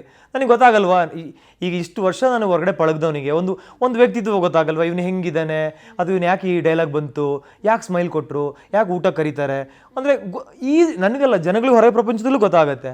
ಸೊ ನನಗೆ ತುಂಬ ಸಲ ಆ ಥರದ ಫೀಲ್ ಅನಿಸಿದೆ. ಅದು ಲಾಸ್ಟ್ ಹೋಗ್ತಾ ಹೆಂಗೆ ಅಂತಂದರೆ ಗ್ರೂಪ್ 2 ಗ್ರೂಪ್ ಇತ್ತಲ್ಲಿ. ಒಂದು ರೂಪೇಶು, ಸಾನ್ಯಾ, ಅದೆಲ್ಲರಿಗೂ ಗೊತ್ತು, ನಂದು ಮತ್ತು ಜಶ್ವಂತು. ಈ ಕಡೆ ನಮ್ಮದೊಂದು ಸರ್ಕಾರಿ ಶಾಲೆ ಅಂತ, ಸರ್ಕಾರಿ ಹಿರಿಯ ಪ್ರಾಥಮಿಕ ಶಾಲೆದೊಂದು ಟೀಮ್ ಇತ್ತು. ಸೊ ನಾನು ಮಧ್ಯದಲ್ಲಿ ಇದ್ದೆ. ಒಂಚೂರು ಕನ್ನಡ ಮೀಡಿಯಮ್ ಓದಿದ್ದೀನಿ, ಡಿಗ್ರಿನಲ್ಲಿ ಇಂಗ್ಲೀಷ್ ಮೀಡಿಯಮ್ ಓದಿದ್ದೀನಿ. ಸೊ ಮಧ್ಯದಲ್ಲಿದ್ದೆ ನಾನು. ಸೊ ನನಗೆ ಗೊತ್ತು, ಒಂದು ಟೀಮ್ ಸೇರಿಕೊಂಡ್ರೆ ನಾನು ಸ್ವಲ್ಪ ಜಾಸ್ತಿ ರೋಸ್ಟ್ ಆಗ್ತೀನಿ ಅಥವಾ ನಾನು ಆ ಗ್ರೂಪಿಗೆ ಟಾರ್ಗೆಟ್ ಆಗ್ತೀನಿ ಅಂತ. ಹಾಗಂತ ಗ್ರೂಪಲ್ಲಿ ಇರಲಿಲ್ಲ ಅಂತಲ್ಲ, ನನಗೆ ಸ್ವಲ್ಪ ಈ ಸರ್ಕಾರಿ ಶಾಲೆ ಗ್ರೂಪ್ಗಳು ಸ್ವಲ್ಪ ಹತ್ತಿರ ಆಗಿದ್ವು, ಸ್ವಲ್ಪ ಇಷ್ಟ ಆಗ್ತಿತ್ತು. ಈ ಇಂಗ್ಲೀಷ್ ಮೀಡಿಯಮು, ಈ ಸ್ವಲ್ಪ ಫೇಮು, ನೇಮು, ಬ್ಯೂಟಿ ಅಥವಾ ಜಿಂಕ್ಸ್ ಪಂಕ್ಸ್ ಅಂತ ಆಡ್ತಾ ಇದ್ರು. ಅಲ್ಲಿ ಜಿಂಕ್ಸ್ ಅಂತ ಯಾವುದೋ ಆಟ ಲೈಫಲ್ಲಿ ಫಸ್ಟ್ ಟೈಮ್ ನೋಡಿದ್ದು. ಆಮೇಲೆ ಇನ್ನೊಂದು ಆಟ ಈ ಥರ ಇತ್ತು, ಅದಕ್ಕೇನೋ ಅಂತಾರೆ ಪದ ನನಗೆ ಅಲ್ಲೇ ಗೊತ್ತಾಗಿದ್ದು. ಅದೇ ಹಿಂಗೆ ಆಡ್ತಿದ್ವಿ ನಾವುಗಳು ಕೂಡ, ಮುಂಚೆ ಆಡಿದ್ದು ನೆನಪಿದೆ, ಬಟ್ ಹೆಸರಲ್ಲಿ ಮರ್ತ್ಬಿಟ್ಟಿದ್ದೆ. ಸೊ ಆ ಗ್ರೂಪ್ ಬೇಡ ಈ ಗ್ರೂಪ್ ಬೇಡ ಅಂತ ನಾನು ಇಂಡಿವಿಜುವಲ್ ಆಗಿ ಪ್ಲೇ ಮಾಡಬೇಕು ಅಂದ್ಕೊಂಡೆ. ಅದನ್ನು ಹೇಳ್ಕೊಂಡಿದ್ದೆ ನಾನು, ಒಂಟಿ ಸಲಗ ಅಂತ. ಸೊ ಇಂಡಿವಿಜುವಲ್ ಆಗಿ ನಾನು ಜಾಸ್ತಿ ಟೀಮಲ್ಲಿ ಕಾಣಿಸ್ಕೊತಿದ್ದೆ. ಸೊ ಕಾಲಕ್ಕೆ ತಕ್ಕ ಹಾಗೆ ವೇಷ ಬದಲಾಯಿಸೋದು, ಅಥವಾ ಕೆಲವೊಂದು ಸಂದರ್ಭದಲ್ಲಿ ಊಸರೊಳ್ಳಿ ಅಂತ ಪದ ಏನಿದೆಯೋ ಅದೆಲ್ಲ ಕಾಲಕ್ಕೆ ತಕ್ಕ ಹಾಗೆ ಬದಲಾಯಿಸ್ಕೊಳ್ಳುವಂಥ ಪದಗಳು. ಸೊ ಆ ಥರದ್ದು ಮುಖವಾಡ ನಾನು ಯೂಸ್ ಮಾಡಿದ್ದೆ ಒಂದು ಟೈಮಲ್ಲಿ. ಬಿಗ್ ಬಾಸ್ ಮುಖವಾಡ ನಿಧಾನಕ್ಕೆ ಕಳಿಸ್ತಾ ಇದೆ, ಒಂದು ವಾರ ಆದಮೇಲೆ ಅದೊಂದು ಸ್ಮೋಕ್ ಝೋನಲ್ಲಿ ಹೇಳ್ತಾ ಇರ್ತೀನಿ. ಸೊ ಎಲ್ಲವೂ ಕೂಡ ಬಣ್ಣ ಬದಲಾಯಿಸಲೇಬೇಕಾಗತ್ತೆ ಆ ಶೋನಲ್ಲಿ. ಸೊ ಬದಲಾಯಿಸಿದ್ದಾರೆ. ಸೊ ಎಲ್ಲರೂ ಕೂಡ ಒಂದು ರೀತಿ ಫೇಕಾಗಿ ಇದ್ದರು, ಫೇಸ್ ಮಾಸ್ಕು ಕಳಿಸ್ತು, ಆಮೇಲೆ ಗೇಮ್ ಪ್ಲ್ಯಾನು ಮಾಡಿದ್ರು, ಸ್ಟ್ರಾಟಜಿಯೂ ಮಾಡ್ತಾರೆ. ಸೊ ಯಾಕಂದರೆ ಆ ಆಟದ ವೈಖರಿನೇ ಹಾಗೆ, ಮಾಡಲೇಬೇಕು. ನೀವು ಮಾಡದಿದ್ದರೆ ನನ್ನಂಥವನಾಗ್ತೀನಿ. ಸೊ ನಾನು ಫಿನಾಲೆಗೆ ಬಂದು ವಾಪಸ್ ಬಂದೆ, ಅದನ್ನು ಇನ್ನೂ ಬೆಸ್ಟ್ ಕೊಡ್ಬೋದಾಗಿತ್ತು. ಇವೆಲ್ಲ ವಿಚಾರದಲ್ಲಿ ನಾನು ಸ್ವಲ್ಪ ವೀಕ್ ಇದ್ದೆ ಅನಿಸುತ್ತೆ. ಹಾಗಾಗಿ ನಾನು ಜನಕ್ಕೆ ತುಂಬ ಇಷ್ಟ ಆಗಲಿಲ್ಲ. ನಾನು ಸ್ವಲ್ಪ ಸ್ಟ್ರಾಟಜಿ ಚೆನ್ನಾಗಿ ಎಲ್ಲ ಗೊತ್ತಿತ್ತು, ಈಗಲೂ ನನಗೆ ಸ್ಟ್ರಾಟಜಿ ಇದೆ, ಮಾಡ್ಬೋದಾಗಿತ್ತು ಅಂತ. ಅಲ್ಲೂ ನನಗೆ ತಲೆ ಓಡ್ತಾ ಇತ್ತು, ಅವಶ್ಯಕತೆ ಇದೆಯಾ ಈ ಸ್ಟ್ರಾಟಜಿ ಮಾಡಿ ನಾನು ಏನು ಮಾಡ್ಬೋದು. ಒಂದು ಜಗಳ ಆಗುತ್ತೆ, ಒಂದು ಕಾನ್ವರ್ಸೇಷನ್ ಆಗುತ್ತೆ. ಫಾರ್ ಎಕ್ಸಾಂಪಲ್ ನಾನು ಫಸ್ಟ್ ಡೇ ಹೋದಾಗ ಗುರುಗಳು ನನಗೆ ಕೇಳ್ತಾರೆ, ಏನು ನೀವು ಇಷ್ಟೊಂದು ಸಣ್ಣ ಇದ್ದೀರಾ ಅಂತ. ನಾನು ಹಿಂಗೂ ರಿಪ್ಲೈ ಮಾಡೋದಾಗಿತ್ತು, ನೀವು ಯಾಕೆ ಹಿಂಗೆ ಊದ್ಕೊಂಡಿದ್ದೀರಾ, ನಿಮ್ಮ ಹೊಟ್ಟೆ ಹೆಂಗಿದೆ ನೋಡಿ ಗುರುಗಳೇ, ಶೇಪೇ ಇಲ್ಲ, ಹೊಟ್ಟೆ ಬಂದ್ಬಿಟ್ಟು ಕೆಳಗಡೆ ತೊಡೆ ಹತ್ರ ಬಂದ್ಬಿಟ್ಟಿದೆ ನಿಮ್ಮ ಹೊಟ್ಟೆ, ನೀವು ಯಾಕೆ ತಲೆ ಕೂದಲಿಲ್ಲ, ನೀವು ಯಾಕೆ ಹಿಂಗೆ ಒಂಥರ ಡಿಫ್ರೆಂಟಾಗಿ ಯುನೀಕ್ ಥರ ಇದೆ ಅಂತ ಕೇಳ್ಬೋದಾಗಿತ್ತು. ನಾನು ಕೇಳಿರಲಿಲ್ಲ. ಅಥವಾ ನಾನು ಕೇಳಿದ್ರು ಏನೋ ಟ್ಯಾಬ್ಲೆಟ್ ತಗೋತೀರಾ ಅಂತ. ನಾನು ಹಿಂಗೂ ಕೇಳ್ಬೋದಾಗಿತ್ತು, ಏನು ಟ್ಯಾಬ್ಲೆಟ್ ರೀ, ಏನು ಡ್ರಗ್ಸ್ ಟ್ಯಾಬ್ಲೆಟಾ ಅಥವಾ ಏನಾದ್ರು ಕಾಯಿಲೆಗೆ ಟ್ಯಾಬ್ಲೆಟಾ ಅಂತ ನಾನು ಕೇಳ್ಬೋದಾಗಿತ್ತು. ನನ್ನ ವ್ಯಕ್ತಿತ್ವ ಅದಲ್ಲ. ಟೈಮ್ ಬಂದಾಗ ಅವ್ರು ನಾನು ಕ್ವಶನ್ ಮಾಡಬಹುದಾಗಿತ್ತು ಅಂದ್ಕೊಂಡು ನಾನು ಕ್ವಶನ್ ಮಾಡಿದೆ. ನೇರವಾಗಿ ನಾಮಿನೇಟ್ ಮಾಡಿದೆ. ನಾನು ಇಮಿಡಿಯೇಟ್ ನಾನು ಹೋದಾಗ ಜನ ಮೆಚ್ಚಿದ ಕಂಟೆಸ್ಟೆಂಟ್ ಆದಾಗ ನನಗೆ ಇನ್ನೊಂದು ಪವರ್ ಸಿಗುತ್ತೆ, ನೇರವಾಗಿ ನಾಮಿನೇಟ್ ಮಾಡಬೇಕು ಅಂತ. ನಾನು ಸೋಮಣ್ಣ ಮಾಚಿ ಮಾಡೋರನ್ನ ಅವತ್ತು ಇಲ್ಲ ಗುರುಗಳೇ ನಾನು ಇರೋದೇ ಹಿಂಗೆ ಸಣ್ಣ ಅಂತ ಹೇಳ್ತೀನಿ. ಅದಾದಮೇಲೆ ಇಲ್ಲ ಯಾವುದು ಟ್ಯಾಬ್ಲೆಟ್ ತಗೊಂಡಿಲ್ಲ ಅಂತ ಹೇಳಿದೆ. ನಾನು ಹಿಂಗೂ ಹೇಳ್ಬೋದಾಗಿತ್ತು, ಏನು ಟ್ಯಾಬ್ಲೆಟ್ ರೀ, ಏನೋ ಈಗ ಹುಷಾರಿದ್ರೆ ಟ್ಯಾಬ್ಲೆಟ್ ತೊಗೋತೀವಿ, ಇಲ್ಲಾಂದರೆ 2 ಕಾರಣಕ್ಕೋಸ್ಕರ. ಒಂದು ಕಾಯಿಲೆಗೋಸ್ಕರ ಪರ್ಮನೆಂಟ್ ಶುಗರು ಬಿ ಪಿ ಏನೋ ಅನ್ಕೊಂಡು ಟ್ಯಾಬ್ಲೆಟ್ ತೊಗೋಬೇಕಾಗತ್ತೆ. ಇಲ್ಲಾಂದರೆ ಈ ಡ್ರಗ್ಸ್ ಟ್ಯಾಬ್ಲೆಟ್ ಅಂತ ಏನೋ ಸಿಗುತ್ತಂತೆ ಮಾರ್ಕೆಟಲ್ಲಿ, ಅದು ತೊಗೊಂಡ್ರೆ ಸ್ವಲ್ಪ ಹೈ ಕಿಕ್ ಏನೋ ಸಮಥಿಂಗ್ ಬರುತ್ತೆ ಅಂತ ಅದು ತೊಗೋಬೇಕಾಗಿತ್ತು. ನಾನು ಆ ಥರನೂ ರಿಪ್ಲೈ ಮಾಡಲಿಲ್ಲ. ಇನ್ನೊಂದು ಸಣ್ಣ ಇದ್ದೀನಿ ಅಂದ ತಕ್ಷಣ ಅದು ಸಣ್ಣ ಇರೋದೊಂದು ಕಾಯಿಲೆ ಅಲ್ಲ, ನನ್ನ ದೇವ್ರು ಕೊಟ್ಟಿದ್ದು ಫ್ಯೂಚರೇ ಹಿಂಗೆ, ನಾನು ಇರೋದೇ ಸಣ್ಣ. ಅದಕ್ಕೆ ರೀಸನ್ ನನಗೆ ಗೊತ್ತು. ಚೆನ್ನಾಗಿ ಊಟ ಮಾಡಲ್ಲ, ನಿದ್ರೆ ಮಾಡಲ್ಲ, ಕೊರಗ್ತೀನಿ, ಆಮೇಲೆ ಟ್ರಾವೆಲ್ ಮಾಡ್ತೀನಿ, ಸ್ಮೋಕ್ ಮಾಡ್ತೀನಿ, ವಾರಲಿ 3 ಸಲ ಡ್ರಿಂಕು ಸಹ ಮಾಡ್ತಿದ್ದೆ. ಸೊ ಅದು ನನಗೆ ಗೊತ್ತು ನನ್ನ ಬಾಡಿ ಯಾಕೆ ಸಣ್ಣ ಅಂತ. ನೀವು ಯಾಕೆ ಹಿಂಗಿದ್ದೀರಿ, ಒಳ್ಳೆ ಪೇಕರ್ ಒಳ್ಳೆ ಕಾಮಿಡಿ ಪೀಸ್ ಥರ ಇದ್ದೀರಾ ಅಂತ ನಾನು ಕೇಳ್ಬೋದು, ಕೇಳಿರಲಿಲ್ಲ. ಸೊ ತುಂಬ ವಿಚಾರಗಳನ್ನು ನಾನು ರಿಯಾಕ್ಟ್ ಮಾಡ್ತಿರಲಿಲ್ಲ, ಮತ್ತು ಅದನ್ನು ಕಾನ್ವರ್ಸೇಷನ್ನ ಡ್ರ್ಯಾಗ್ ಮಾಡ್ತಿರಲಿಲ್ಲ. ನನಗೆ ಅವಶ್ಯಕತೆ ಇಲ್ಲ ಅಂತ ಅನಿಸ್ತಿತ್ತು. ಸುಮ್ಮನೆ ಅಲ್ಲಿ ಹೋಗಿದ್ದು ಆಡೋಕ್ಕೆ ನನ್ನ ವ್ಯಕ್ತಿತ್ವವನ್ನು ನಾನು ತೋರಿಸೋದಕ್ಕೆ. ಸುಮ್ಮನೆ ಇನ್ನೊಬ್ಬರು ಪ್ಲೇಟಿಗೆ ಕಲ್ಲು ಹಾಕೋದು, ಇನ್ನೊಬ್ಬರು ವಿಚಾರಕ್ಕೆ ಮೂಗು ತೋರಿಸೋದು ಮಾಡಲಿಲ್ಲ. ಸೊ ಹಾಗಾಗಿ ಫೇಸ್ ಮಾಸ್ಕ್ ತುಂಬ ಜನ ಹಾಕ್ಕೊಂಡಿದ್ರು ಅಲ್ಲಿ. ಹಾಗಾದರೆ ಯಾರು ಜೆನ್ವಿನ್ ಅಂತ ಇಲ್ವಾ ಸರ್? ಅಲ್ಲಿ ನನಗೆ ಒಳ್ಳೆ ವ್ಯಕ್ತಿಯಪ್ಪ, ಒಳ್ಳೆ ಮನುಷ್ಯ, ಒಂದಷ್ಟು ಕ್ಲಾರಿಟಿ ಇದೆ ಜೀವನದಲ್ಲಿ, ಒಂದಷ್ಟು ವಿಚಾರದಲ್ಲಿ ಲೈಫ್ ಬಗ್ಗೆ ಅಥವಾ ಒಂದು ಸಮಾಜದ ಬಗ್ಗೆ, ಒಂದು ವಿಚಾರದ ಬಗ್ಗೆ, ಒಂದು ವ್ಯಕ್ತಿತ್ವ ಅಂದರೆ ಮೇ ಬಿ ನನಗೆ ತುಂಬ ಜನ ತುಂಬ ಕಾರಣಗಳಿಗೆ ಇಷ್ಟ ಆಗಿದ್ದಾರೆ ನನಗೆ. ಬಟ್ ಆ ವಿಚಾರ ಬಂದಾಗ ಮೇ ಬಿ ನಾನು ಐ ವಿಲ್ ಟೇಕ್ ಅರ್ಜುನ್ ಮತ್ತು ಲೋಕೇಶ್ನ ಹೊರತುಪಡಿಸಿ ಹೇಳ್ತೀನಿ. ನನ್ನ ಜೊತೆಲಿ ಟ್ರಾವೆಲ್ ಮಾಡಿದಂಥವ್ರು ರಾಕೇಶ್ ಅಡಿಗೆ ನನಗೆ ಕೆಲವೊಂದು ವಿಚಾರ ತುಂಬ ಇಷ್ಟ ಆದ ನನಗೆ. ಆತನಿಗೆ ಸಮಾಜದ ಮೇಲೆ ಇರುವಂಥ ಕಾಳಜಿ ಆಗಲಿ, ಆತನ ಚಿಂತನೆಗಳಾಗಲಿ, ಅಥವಾ ಎಲ್ಲ ಥರದಲ್ಲೂ ನನಗೆ ಆತನ ಭಾಷೆ ಆಗಲಿ, ವಿಚಾರವಂತಿಕೆ ಆಗಲಿ, ಎಲ್ಲದರಲ್ಲೂ ರಾಕೇಶ್ ಅಡಿಗೆ ನನಗೆ ಎಲ್ಲೋ ಒಂದು ಕಡೆ ಮೇ ಬಿ ನನಗೆ ನನ್ನ ಲೈಫಲ್ಲಿ ಕೆಲವೊಂದು ಸಾಮ್ಯತೆ ಅವನಲ್ಲಿ ನೋಡಿದೆ. ಆಮೇಲೆ ತುಂಬ ವಿಚಾರಕ್ಕೆ ನನಗೆ ಮೇ ಬಿ ಅಲ್ಲಿ ಒಂದು ವೋಟ್ ಮಾಡಿ ಅಂದರೆ ನಾನು ರಾಕೇಶ್ಗೆ ಮೇ ಬಿ ನಾನು ಅಲ್ಲಿ ರೆಸ್ಪೆಕ್ಟ್. ಹಾಗಂತ ಅವರು ಅದ್ಭುತವಾಗಿ ಆಡಿದ್ದಾರೆ, ಆಡಿಲ್ಲ, ಅಥವಾ ಅವ್ರು ಮಾಸ್ಕ್ ಹಾಕಿರಲಿಲ್ಲ ಹಾಗಂತಲ್ಲ. ಸಂದರ್ಭ ತಕ್ಕಂಗೆ ಎಲ್ಲರೂ ಕೂಡ ಮಾಸ್ಕ್ ಹಾಕಬೇಕಾಗತ್ತೆ ಅಲ್ಲಿ ಕೆಲವೊಂದು ಸಿಚುವೇಶನ್ ಸಂದರ್ಭದಲ್ಲಿ. But Rakesh is A nice person ಅಂತ ನನಗೆ ಅನಿಸ್ತು. ನಂದಿನಿ ಜಶ್ವಂತ್, ರೂಪೇಶ್ ಸಾನ್ಯಾ ಇವರ ಫ್ರೆಂಡ್ಶಿಪ್ ನೋಡಿ ನಿಮಗೆ ಒಂಥರ ಸಿಟ್ಟಿತ್ತು ಅನಿಸುತ್ತೆ. ಯಾಕಂದರೆ ಅವ್ರು ಬಂದಾಗ ಇಬ್ಬರೂ ಬರ್ತಾರೆ, ಯಾರು ಜಶ್ವಂತ್ ಮತ್ತು ನಂದಿನಿ, ಓಟ್ ಒಂದೇ ಇರುತ್ತೆ ಇಬ್ರಿಗೂ ಸೇರಿ. ಆವಾಗ ನನಗೆ ಅಂಥ ಮ್ಯಾಟ್ರ್ ಆಗಿರಲಿಲ್ಲ. ಇಬ್ಬರು ಸೇರಿ ವೋಟ್ ಮಾಡೋ ಟೈಮಲ್ಲಿ ಅವರಿಬ್ಬರು ಸ್ಪ್ಲಿಟ್ ಆಗ್ತಾರೆ, 2 ಓಟಾಗಿ ಕನ್ವರ್ಟ್ ಆಗುತ್ತೆ. ಅವಾಗ ಏನಾಗ್ತಿತ್ತು ಅಂದರೆ ಈ ನಾಮಿನೇಷನ್ ವಿಚಾರದಲ್ಲಿ ಅಥವಾ ಯಾರಿಗೂ ಬೆಸ್ಟು ಮತ್ತು ವರ್ಸ್ಟ್ ಕೊಡೋ ಟೈಮಲ್ಲಿ ಅವ್ರು ಎಷ್ಟು ಇಂಡಿವಿಜುವಲಾಗಿ ಆಡಿರ್ಬೋದು, ಆದರೂ ಒಂದು ಗಂಡ ಹೆಂಡ್ತಿ ಅಂತನೋ ಅಥವಾ ಲವರ್ಸ್ ಅಂತಂದಾಗ ಅವರಿಬ್ಬರು ಪ್ಲ್ಯಾನ್ ಹಾಕಿನೇ ತಾನೇ ಹೇಳೋದು, ಇವ್ರಿಗೆ ಹಾಕಿದ್ರೆ ಒಳ್ಳೇದು ಅಥವಾ ಇವ್ರನ್ನ ಹಾಕಲಿಲ್ಲ ಅಂದರೆ ಒಳ್ಳೇದು, ಈ ಥರ ಲೆಕ್ಕಾಚಾರ ಮಾಡ್ತಿತ್ತು. ಅದೆಲ್ಲೋ ನನಗೆ ಒಂದು ಸಣ್ಣ ವಾಸನೆ ಬಡೀತು ಮೂಗಿಗೆ. ಅದನ್ನು ನಾನು ಇಟ್ಕೊಂಡೇ ನಾನು ವೋಟ್ ಕೂಡ ಮಾಡ್ತೀನಿ ಏನೋ ಯಾವುದೋ ಒಂದು ಕಾರಣ ಸಂದರ್ಭದಲ್ಲಿ ಅವ್ರನ್ನ ನನಗೆ ಅದು ಕಂಡೆ ಅಂತೇಳಿ ನಾನು ವರ್ಸ್ಟ್ಗೋ ಅಥವಾ ನಾಮಿನೇಷನ್ಗೂ ನಾನು ಆ ಕಾರಣ ತಗೋತೀನಿ. 2 ಡೇಸ್ ಮೊದಲು ಸುದೀಪ್ ಸರ್ ಹೇಳಿದರು, ಯಾಕಂದರೆ ಬಿಗ್ ಬಾಸ್ ನೋಡೋರಿಗೆ ಗೊತ್ತಾಗಿರುತ್ತೆ ಇಬ್ಬರು ಸೇರ್ಕೊಂಡು ಏನೋ ಈಗೆಲ್ಲ ನೋಡ್ತಾ ಇದ್ದಾರಲ್ವಾ, ಯಾರ್ದು ಪಾತ್ರ ಏನು, ಯಾರು ಏನು ಮಾತಾಡಿದ್ದಾರೆ, ಏನು ಸ್ಟ್ರಾಟಜಿ ಮಾಡಿದ್ದಾರೆ, ಈಗ ಎಲ್ಲರೂ ಊರಿಗೆ ಟಮ ಆಗಿದೆ. ಸೊ ಹಾಗಾಗಿ ನನಗೂ ಆ ಒಂದು ಆಲೋಚನೆ ಬಂದಿತ್ತು, ಇಬ್ಬರು ಏನೋ ಒಂದು ಸ್ಟ್ರಾಟಜಿ ಮಾಡ್ತಿರ್ಬೋದೇನೋ ಅಂತ ನನಗೊಂದು ಇದಿತ್ತು. ಇನ್ನೊಂದು ರೋಡೀಸ್ ಮಾಡಿದ್ದಾರೆ, ನನಗೆ ರೆಸ್ಪೆಕ್ಟ್ ಇತ್ತು, ರೋಡೀಸ್ ಮಾಡಿದ್ದಾರೆ ಗೆದ್ದಿದ್ದಾರೆ ಅಂತ. ಎಲ್ಲ ಮಾತು ರೋಡೀಸು ಅಂದ್ಕೊಂಡಿದ್ರೆ ನಾವೇನು ಇಲ್ಲಿ ಕತೆ ಕಾಯ್ಕೊಂಡಿದ್ವಿ, ಎಮ್ಮೆ ಕಾಯ್ಕೊಂಡಿದ್ವಿ. ನಮಗೂ ಆಟಗಳು ಬರುತ್ತೆ, ಲೋಕಲ್ ಆಟಗಳು. ಆಟ ಅಂತ ಬಂದಾಗ ಇವರಿಬ್ಬರು ಎಲ್ಲ ನಾವೇ ಮಾಡಿದ್ದೀವಿ ಅನ್ನೋ ಥರದಲ್ಲಿ. ಇನ್ನೊಂದು ಸ್ವಲ್ಪ ಏನಂದರೆ ಅವರು ಸ್ವಲ್ಪ ಕಾನ್ವೆಂಟ್ ಆಟಗಾರರು, ನಾವು ಸ್ವಲ್ಪ ಸರ್ಕಾರಿ ಶಾಲೆದವರು. ಅವ್ರು ಮಾತಾಡಿದರೆ ಬರೀ ಇಂಗ್ಲೀಷ್ ಪದಗಳು, ಅದು ನಂಗೆ ಸ್ವಲ್ಪ ಇರಿಟೇಟ್ ಆಗ್ತಿತ್ತು. ಅಂದರೆ ನನಗೆ ಇಂಗ್ಲೀಷ್ ಪದಗಳು ಬರೋಲ್ಲ ಕೆಲವೊಂದು, ಇನ್ನು ಜನಗಳಿಗೆ ಎಲ್ಲ ಅರ್ಥ ಆಗುತ್ತೆ, ಆ ಒಂದು ಸಣ್ಣ ಕೋಪ ಇತ್ತು. ಆಮೇಲೆ ಲ್ಯಾಂಗ್ವೇಜ್ ಅವರು ತುಂಬ ಚೆನ್ನಾಗಿ ಕಲ್ತಿಲ್ವಲ್ಲ ಅನ್ನೋದು ನನಗೊಂದು ಸ್ವಾರ್ಥ ಇತ್ತು ಲೈಫಲ್ಲಿ. ಕನ್ನಡ ಶೋ ಇದರಲ್ಲಿ ಕಂಟೆಸ್ಟೆಂಟು 10 ವರ್ಷ ಆಗಿದೆ ಅಂತ ಬೆಂಗಳೂರಿಗೆ ಬಂದು ಜಶ್ವಂತ್, ಇನ್ನೊಬ್ಬರು ನಂದಿನಿ ಇಲ್ಲೇ ಹುಟ್ಟಿ ಬೆಳೆದಿದಂತೆ. ಈ ಸ್ವಲ್ಪ ಕನ್ನಡ ಗೊತ್ತಿರಬೇಕಲ್ವ ಅಟ್ಲೀಸ್ಟ್ ಮಾತಾಡೋಕ್ಕೆ. ನಿಮಗೆ ಸಾಹಿತ್ಯದ ಬಗ್ಗೆ ಗೊತ್ತಿಲ್ದಿರ್ಬೋದು, ಅಥವಾ ರಾಜಕೀಯದ ಬಗ್ಗೆ ಗೊತ್ತಿಲ್ದಿರ್ಬೋದು, ಸಿನಿಮಾ ಬಗ್ಗೆ ಗೊತ್ತಿಲ್ದಿರ್ಬೋದು, ಅಟ್ಲೀಸ್ಟ್ ಆಡು ಭಾಷೆ ಅಂದರೆ ಗೊತ್ತಿರಬೇಕಲ್ಲ, ಒಂದು ಬೇಸಿಕ್ ಕನ್ನಡ. ಅದೊಂದು ಸಿಟ್ಟು ನನಗಿತ್ತು. ಅದ್ರ ಜೊತೆಗೆ ಅವರು ರೂಪೇಶ್ ಮತ್ತು ಸಾನಿ ಜೊತೆ ಜಾಸ್ತಿ ಬೇಗ ಕನೆಕ್ಟ್ ಆದರು, ಯಾಕೆಂದರೆ ಅವ್ರದ್ದು ಇಂಗ್ಲೀಷ್ ಆಟಗಳು ಹೇಳಿದ್ನಲ್ಲ, ಈಗ ಪಂಕ್ಸ್ ಅನ್ಕೊಂಡೊಂದು ಆಟ ಅಥವಾ ಇಂಗ್ಲೀಷ್ ಆಟಗಳೆಲ್ಲ ಜಾಸ್ತಿ ಮಾಡ್ತಾಯಿದ್ರು. ಆಮೇಲೆ ನಮಗೆ ಲೋಕಲ್ ನೇಟಿವಿಟಿಗೆ ಬೇಕಾದಂಥ ಆಟಗಳಾಗಲಿ, ಆ ಲೈಫ್ ಸ್ಟೈಲ್ ಆಗಲಿ, ಬಾಡಿ ಲ್ಯಾಂಗ್ವೇಜ್ ಅವೆಲ್ಲ ನನಗೆ ಕಮ್ಮಿ ಇರ್ತಿತ್ತು. ನಾನು ಅದು ದೂರಕ್ಕೆ ಅಂತಲ್ಲ, ನನಗೆ ವೈಯಕ್ತಿಕವಾಗಿ ಸೋಮಣ್ಣಂಗೆ ಅವರು ಇಷ್ಟ ಆಗದಿರೋದಕ್ಕೆ ಅದೊಂದು. ಗ್ರೂಪಿಸಮ್ ಜಾಸ್ತಿ, 4 ಜನನೇ ಇರೋದು, ಒಟ್ಟಿಗೆ ಊಟಕ್ಕೆ ಹೋಗೋದು, ತಿನ್ನೋದು, ಬಟ್ಟೆ ಹಾಕೊಳ್ಳೋದು, ಆಟ ಆಡೋದು, ಒಂಥರ ಗ್ರೂಪ್. ಈಗ ಹೋಗಿದ್ದೆಲ್ಲರೂ ಇಂಡಿವಿಜುವಲ್ ಆಗ್ತಾನೆ. ಸೊ ಆಟ ಆಡೋದು ಇಂಡಿವಿಜುವಲ್ ಆಗಿ, ಬರುವಾಗ ಇಂಡಿವಿಜುವಲ್ ಆಗೇ ಬರ್ತೀವಿ. ಅಲ್ಲಿ ಬಿಗ್ ಬಾಸ್ ಮನೆ ಬಂದ ತಕ್ಷಣ ಇಬ್ಬರು ಹೋಗಿ ಒಂದೊಂದು ಮನೆಗೆ ಹೋಗಿ ಸೇರ್ಕೊಳ್ಳಲ್ಲ, ಹಾಗಾದ್ರೆ ದಿನ ಪಾರ್ಟಿನೂ ಮಾಡ್ಕೊಂಡು ಒಟ್ಟಿಗೇನು ಇರೋಲ್ಲ. ಸೊ ಅಲ್ಲಿ ಬಂದಿದ್ದು ನಾವೆಲ್ಲರೂ ಇಂಡಿವಿಜುವಲ್ ಆಗಿ ಎಲ್ಲರೂ ಸಮಾನವಾಗಿ ಟ್ರೀಟ್ ಮಾಡಬೇಕು ಅನ್ನೋದು. ಅದು ಗ್ರೂಪಿಸಮ್ ಏನಕ್ಕೆ, ಇದನ್ನು ಪೊಲಿಟಿಕಲ್ ಪಾರ್ಟಿನೇ ಅಥವಾ ಈ ಸ್ಟಾರ್ ವಾರ್ಗಳ ಥರ ನಾನು ಇವ್ರ ಫ್ಯಾನ್ ಫಾಲೋವರ್ ಅಂದ್ಕೊಂಡು ಆ ಥರ ಟೀಮೇ, ಅದು ಯಾವುದು ಸಂಘಟನೆಯವರು ಅಲ್ಲ. ಸೊ ಎಲ್ಲರೂ ಹೋಗಿದ್ದು ಎಲ್ಲರೂ ಇಂಡಿವಿಜುವಲ್ ಟ್ರೀಟ್ ಮಾಡಿರಿ, ಇಂಡಿವಿಜುವಲಾಗಿ ಆಟ ಆಡ್ರಿ, ಇರಬೇಕು ಒಂದು ಫ್ರೆಂಡ್ಶಿಪ್. ಲೈಫೇ ಫ್ರೆಂಡ್ಶಿಪ್ ಆಗಬಾರ್ದು. ಲೈಫಲ್ಲಿ ಒಂದು ಪಾರ್ಟ್ ಆಫ್ ಫ್ರೆಂಡ್ಶಿಪ್ ಅಷ್ಟೇ. ಆ ಮನೆಯಲ್ಲಿ 42 ದಿನಗಳ ಕಾಲ ಅವರು ಒಂದು ಫ್ರೆಂಡ್ಶಿಪ್ ಟೀಮೇ ಅಡ್ಡನೇ ಮಾಡ್ಕೊಂಬಿಟ್ಟಿದ್ರು. ಅದಾದಮೇಲೆ ಮಲ್ಕೊಂಡ್ಮೇಲೆ ಅವ್ರದ್ದು ಮಾತುಕತೆಗಳು, ಗುಸುಗುಸು, ಪಿಸು ಪಿಸು. ಜನಗಳು ಪಾಪ ಕೆಲವೊಂದ್ಸಲ ನಂಬಿಡ್ತಾರೆ. ಅವ್ರು ಏನು ಪೋರ್ಟ್ರೇ ಮಾಡ್ತಾ ಇರ್ತಾರೋ ಚಾನಲ್ ಕಡೆಯಿಂದ, ಅಥವಾ ಹೆಂಗೆ ಡಿಸೈನ್ ಆಗಿ ಬರ್ತಾ ಇದ್ದಾರೋ ಗೊತ್ತಿರಲ್ಲ. ಸೊ ಈಗ ಸೀರಿಯಲ್ನೇ ಜನ ಕೂತ್ಕೊಂಡು ಹಂಗೆ ನೋಡಬೇಕಾದ್ರೆ ಅದು ರಿಯಲ್ ಸ್ಟೋರಿ ರಿಯಲ್ ಇರ್ಬೋದು, ಆ್ಯಕ್ಟಿಂಗ್ ಚೆನ್ನಾಗಿರ್ಬೋದು, ಹತ್ರ ಕನೆಕ್ಟ್ ಮಾಡ್ಬಿಡ್ತಾರೆ ಜನಗಳು. ಆಲ್ಮೋಸ್ಟ್ ಇವ್ರದ್ದು ಏನೋ ನಡೀತಾ ಇರ್ಬೋದು. ಜನಗಳನ್ನ ಕನ್ಫ್ಯೂಷನ್ ಮಾಡಬಾರ್ದಲ್ವಾ. ಸೊ ನಿಮ್ಮ ವ್ಯಕ್ತಿತ್ವ ಜನಗಳಿಗೆ ಕನ್ಫ್ಯೂಷನ್ ಆಗೋ ಥರ ಇರಬಾರ್ದು. ಸೊ ಇವ್ರಿಬ್ರಿಗೆ ನಿಜ ಲವ್ ಆಗಿದೆಯಾ, ಅಥವಾ ಲವ್ ಆಗೋ ಥರ ನಾಟಕ ಮಾಡ್ತಾ ಇದ್ದಾರಾ, ಅಥವಾ ಇವರು ಸುಮ್ಮನೆ ಶೋಗೋಸ್ಕರ ಕ್ಯಾಮ್ರಾಗೋಸ್ಕರ ಮಾಡ್ತಾ ಇದ್ದಾರಾ, ಅಥವಾ ಟಿ ವಿ ಸೀಸನ್ಗೋಸ್ಕರ ಮಾಡ್ತಾ ಇದ್ದಾರಾ, ಅದು ಹಿಂಗೆ ಮಾಡಿದ್ರೆ ಜನಕ್ಕೆ ಇಷ್ಟ ಆಗುತ್ತೆ. ಕೆಲವೊಂದರಲ್ಲಿ ಟ್ಯಾಲೆಂಟೆಡ್ ಇದ್ದಾರೆ, ದಿಸ್ ನೋ ಡೌಟ್. ಬಟ್ ಜನರನ್ನ ಅನಾವಶ್ಯಕವಾಗಿ ನಂಬಿಸೋ ಥರ ಮಾಡಬಾರ್ದು. ಜನಗಳಿಗೆ ಒಂದು ಒಂದು ಒಂದು ಒಂದು ಮೂರ್ಖರು ಮಾಡಬಾರ್ದು, ಮುಟ್ಟಾಳ್ರು ಮಾಡಬಾರ್ದು. ಎಷ್ಟು ಜನ ಅನ್ಕೊಂಡಿರ್ತಾರೆ ಇವರಿಬ್ರದ್ದು ಏನು ಗುರು ದಿನ ರಾತ್ರಿ ಮಾತಾಡ್ತಾರೆ, ಲವಲ್ಲಿದ್ದಾರೆ ಇವರಿಬ್ಬರು, ಲವ್ ಆಗ್ತಿರ್ಬೋದಾ ಅಥವಾ ಹಿಂಗೆ ಅಂತ. ಸೊ ಜನಗಳಿಗೆ ಒಂದು ಕನ್ಫ್ಯೂಷನ್ ಆಗುತ್ತೆ ಒಂದು ಕ್ಯಾರೆಕ್ಟ್ರು. ಹಂಗೆ ನಾನು ಹಂಗೆ ಮಾಡಲ್ಲ. ಜನಗಳಿಗೆ ಸೋಮಣ್ಣ ಹೌದು ಹಿಂಗಂದ್ರೂ ಕೇಳಿದ್ದಾರೆ. ಯಾವ ಥರಲ್ಲಿ ಅಂದರೆ ಪರ್ಸನಲ್ ಲೈಫ್ ಡಿಸ್ಟರ್ಬ್ ಆಗಿದೆ, ಇಷ್ಟೊಂದು ಎಮೋಷನಲ್ ವ್ಯಕ್ತಿನ, ಇಷ್ಟು ಜನ ಆಟ ಆಡ್ತಾನ, ಅಥವಾ ಸಿಂಪಲ್ ಮ್ಯಾನ್ ಅಲ್ವಾ, ಒಂದು ಕಡಕಾಗಿ ಹೇಳ್ತಾನೆ, ಹಿಂಗಂತ. ಅದು ನನಗೆ ಒಂಥರ ಪಾಸಿಟಿವ್ ಕನ್ವರ್ಟ್ ಆಗಿದೆ. ಜನಗಳಿಗೆ ಇವನು ಅಂತ ಆ ಥರದಲ್ಲಿ ಇರಬಾರ್ದು ಲೈಫಲ್ಲಿ. ಅದು ಜಾಸ್ತಿ ಪೋರ್ಟ್ರೇ ಮಾಡ್ತಾರೆ. ಹಾಗಾಗಿ ನನಗೆ ಅವ್ರನ್ನ ಯಾಕೋ ಒಂಥರ 4 ಜನ ಸ್ವಲ್ಪ ತುಂಬ ಹಿಡಿಸ್ಲಿಲ್ಲ ಅಂತ ನನಗೆಲ್ಲೋ ಅನಿಸ್ತು. ಸೊ ಅದು ಬಿಟ್ಟರೆ ಆ್ಯಸ್ ಎ ಮನುಷ್ಯ ಆದಮೇಲೆ ಎಲ್ಲರಿಗೂ ಇಷ್ಟ ಆಗಲೇಬೇಕು. ಹೊರ ಪ್ರಪಂಚ ಬಂದಮೇಲೆ ನಾವು ಕ್ಲೋಸೇ ಆಗ್ತೀನಿ, ಮಾತಾಡ್ತೀನಿ, ಸಿಗ್ತಾರೆ. ಅದೊಂದು ಆಟದ ವೈಖರಿ ಸಂದರ್ಭದಲ್ಲಿ ಒಂದೊಂದು ಕ್ಯಾರೆಕ್ಟರ್ ಆ ಥರ ಪೋರ್ಟ್ರೇ ಆಗ್ತಾಯಿದ್ರು ಜನಗಳಿಗಾಗಲಿ, ಅಲ್ಲಿದ್ದಂಥ ಕಂಟೆಸ್ಟೆನ್ಸ್ಗಳಿಗೆ ಕೂಡ ಆ ಥರ ಪೋರ್ಟ್ರೇ ಆಗ್ತಿದ್ರು. ನನಗೆ ಹಾಗಾಗಿ ಆ 4 ಜನರ ಮೇಲೆ ಸ್ವಲ್ಪ ಏನು ಇಂಗ್ಲೀಷ್ ಮೀಡಿಯಂ ಮೇಲೆ ನನಗೆ ಸ್ವಲ್ಪ ಕೋಪ. ನನಗೆ ಸರ್ಕಾರಿ ಶಾಲೆ ಮಕ್ಕಳೇ ನನಗಿಷ್ಟ. ಒಂದು ಇನ್ಸೈಡ್ ಪ್ರಶ್ನೆ. ಸೊ ಬಿಗ್ ಬಾಸ್ ಮನೆಗೆ ಕಂಟೆಸ್ಟೆಂಟ್ಸ್ ಹೋಗ್ತಾರೆ ಅಂತಂದರೆ ನಾರ್ಮಲ್ ಆಗಿ ರೆಮ್ಯೂನರೇಷನ್ ಬಗ್ಗೆ ಚರ್ಚೆ ನಡೀತಾನೆ ಇರುತ್ತೆ. ಸೊ ಹೇಗಿರುತ್ತೆ ಈ ಒಂದು ಸಂಬಳದ ಪ್ಯಾಟರ್ನ್? ಅಂದರೆ ಎಷ್ಟು ವಾರ ಇರ್ತಾರೆ ಅಷ್ಟರ ಮೇಲೆ ಡಿಪೆಂಡ್ ಆಗುತ್ತಾ, ಅಥವಾ ಗೆದ್ದವ್ರಿಗೆ ಮಾತ್ರ ಪ್ರೈಸ್ ಮನಿನಾ, ಅಥವಾ ಹೇಗೆ? ಯೂಶ್ವಲಿ ಪ್ರತಿ ಸೀಸನಲ್ಲೂ ಕೂಡ ಪ್ರತಿ ಕಂಟೆಸ್ಟೆಂಟ್ಸಿಗೂ ಕೂಡ ವಾರದ ಸಂಬಳ ಅಂತ ಇರುತ್ತೆ. ಯಾಕಂದರೆ ಎಷ್ಟು ವೀಕ್ ಇರ್ತಾರೆ ಅಂತ ನಮ್ಗೆ ಗೊತ್ತಿರಲ್ಲ.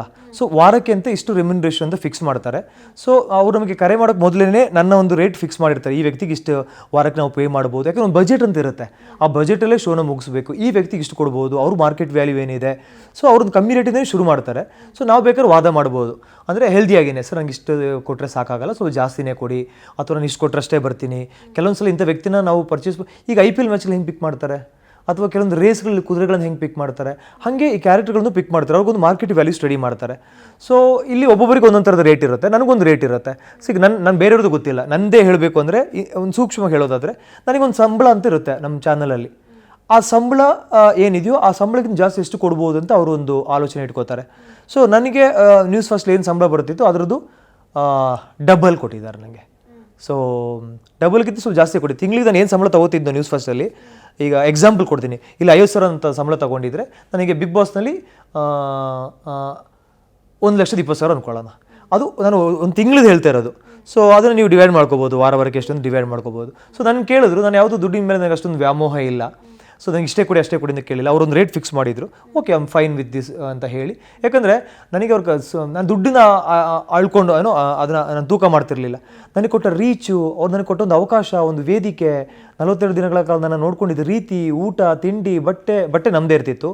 ಅವ್ರು ಕೊಡ್ತಿದ್ದು ಸೋಪು, ಪೇಸ್ಟು, ಕ್ರೀಮು, ಆಮೇಲೆ ನನಗೆ ಹಾಸಿಗೆ ಮಲ್ಕೊಳ್ಳೋಕ್ಕೆ ಅಥವಾ ಜನಗಳಿಗೆ ನೋಡೋದಕ್ಕೆ ಒಂದು ಅವಕಾಶ.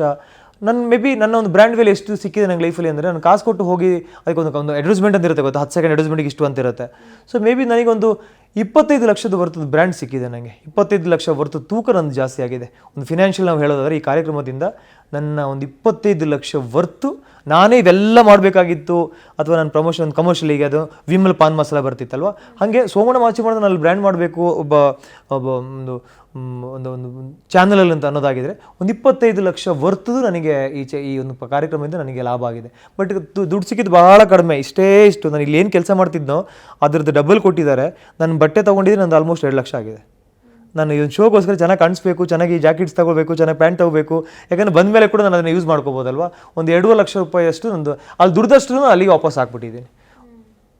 ಅಲ್ಲಿಗೆ ಹಾಕ್ಬಿಟ್ಟಿದ್ದೆ. ಹಾಗಾಗಿ ಒಬ್ಬೊಬ್ಬರಿಗೆ ಒಂದೊಂದು ಥರದ್ದು ಪೇಮೆಂಟ್ ಇರುತ್ತೆ. ಸೊ ನನಗೆ ಪ್ರತಿ ಜನರಿಗೂ ವಾರಕ್ಕೊಂದು ಸಂಬಳ, ಅದು ನಾವು ಅಲ್ಲಿದ್ರೂ ಅಥವಾ ನಾವು ಇಲ್ದಿದ್ರೂ ಕೂಡ ನಮ್ಮ ಅಕೌಂಟಿಗೆ ಬಂದು ಬೀಳುತ್ತೆ ಒಂದು ವಾರಕ್ಕೆ ಎಷ್ಟು ಸಂಬಳ ಅಂತ. ಸೊ ನನಗೆ ನ್ಯೂಸ್ ಫಸ್ಟ್ ಏನು ಸಂಬಳ ಇದೆಯೋ ಅದರದ ಡಬಲ್, ಅಂದರೆ 100% ಅಂತಾರಲ್ಲ ಅಷ್ಟಕ್ಕೆ ಹೋಗಿದೆ. ನಾನು ವಾದ ಮಾಡೋಕ್ಕೆ ಹೋಗಲಿಲ್ಲ. ನಾನು ಅಷ್ಟು ಕೊಟ್ಟರೆ ಬರ್ತೀನಿ, ನನಗೆ ಇಷ್ಟೇ ಬೇಕು ಅಂತ ನಾನು ಕೇಳಲಿಲ್ಲ. ಸಾಕು, ದೇವ್ರು ನಂಗೆ ಅಷ್ಟು ಕೊಟ್ಟಿದ್ದಾರಲ್ವಾ, ಅದು ಅದ್ರ ಮೇಲೆ ಜಾಸ್ತಿ ನಾವು ಆಸೆ ಪಡಬಾರ್ದು. ಅದಕ್ಕೆ ನಾನು ಹೋಗಿದ್ದೆ.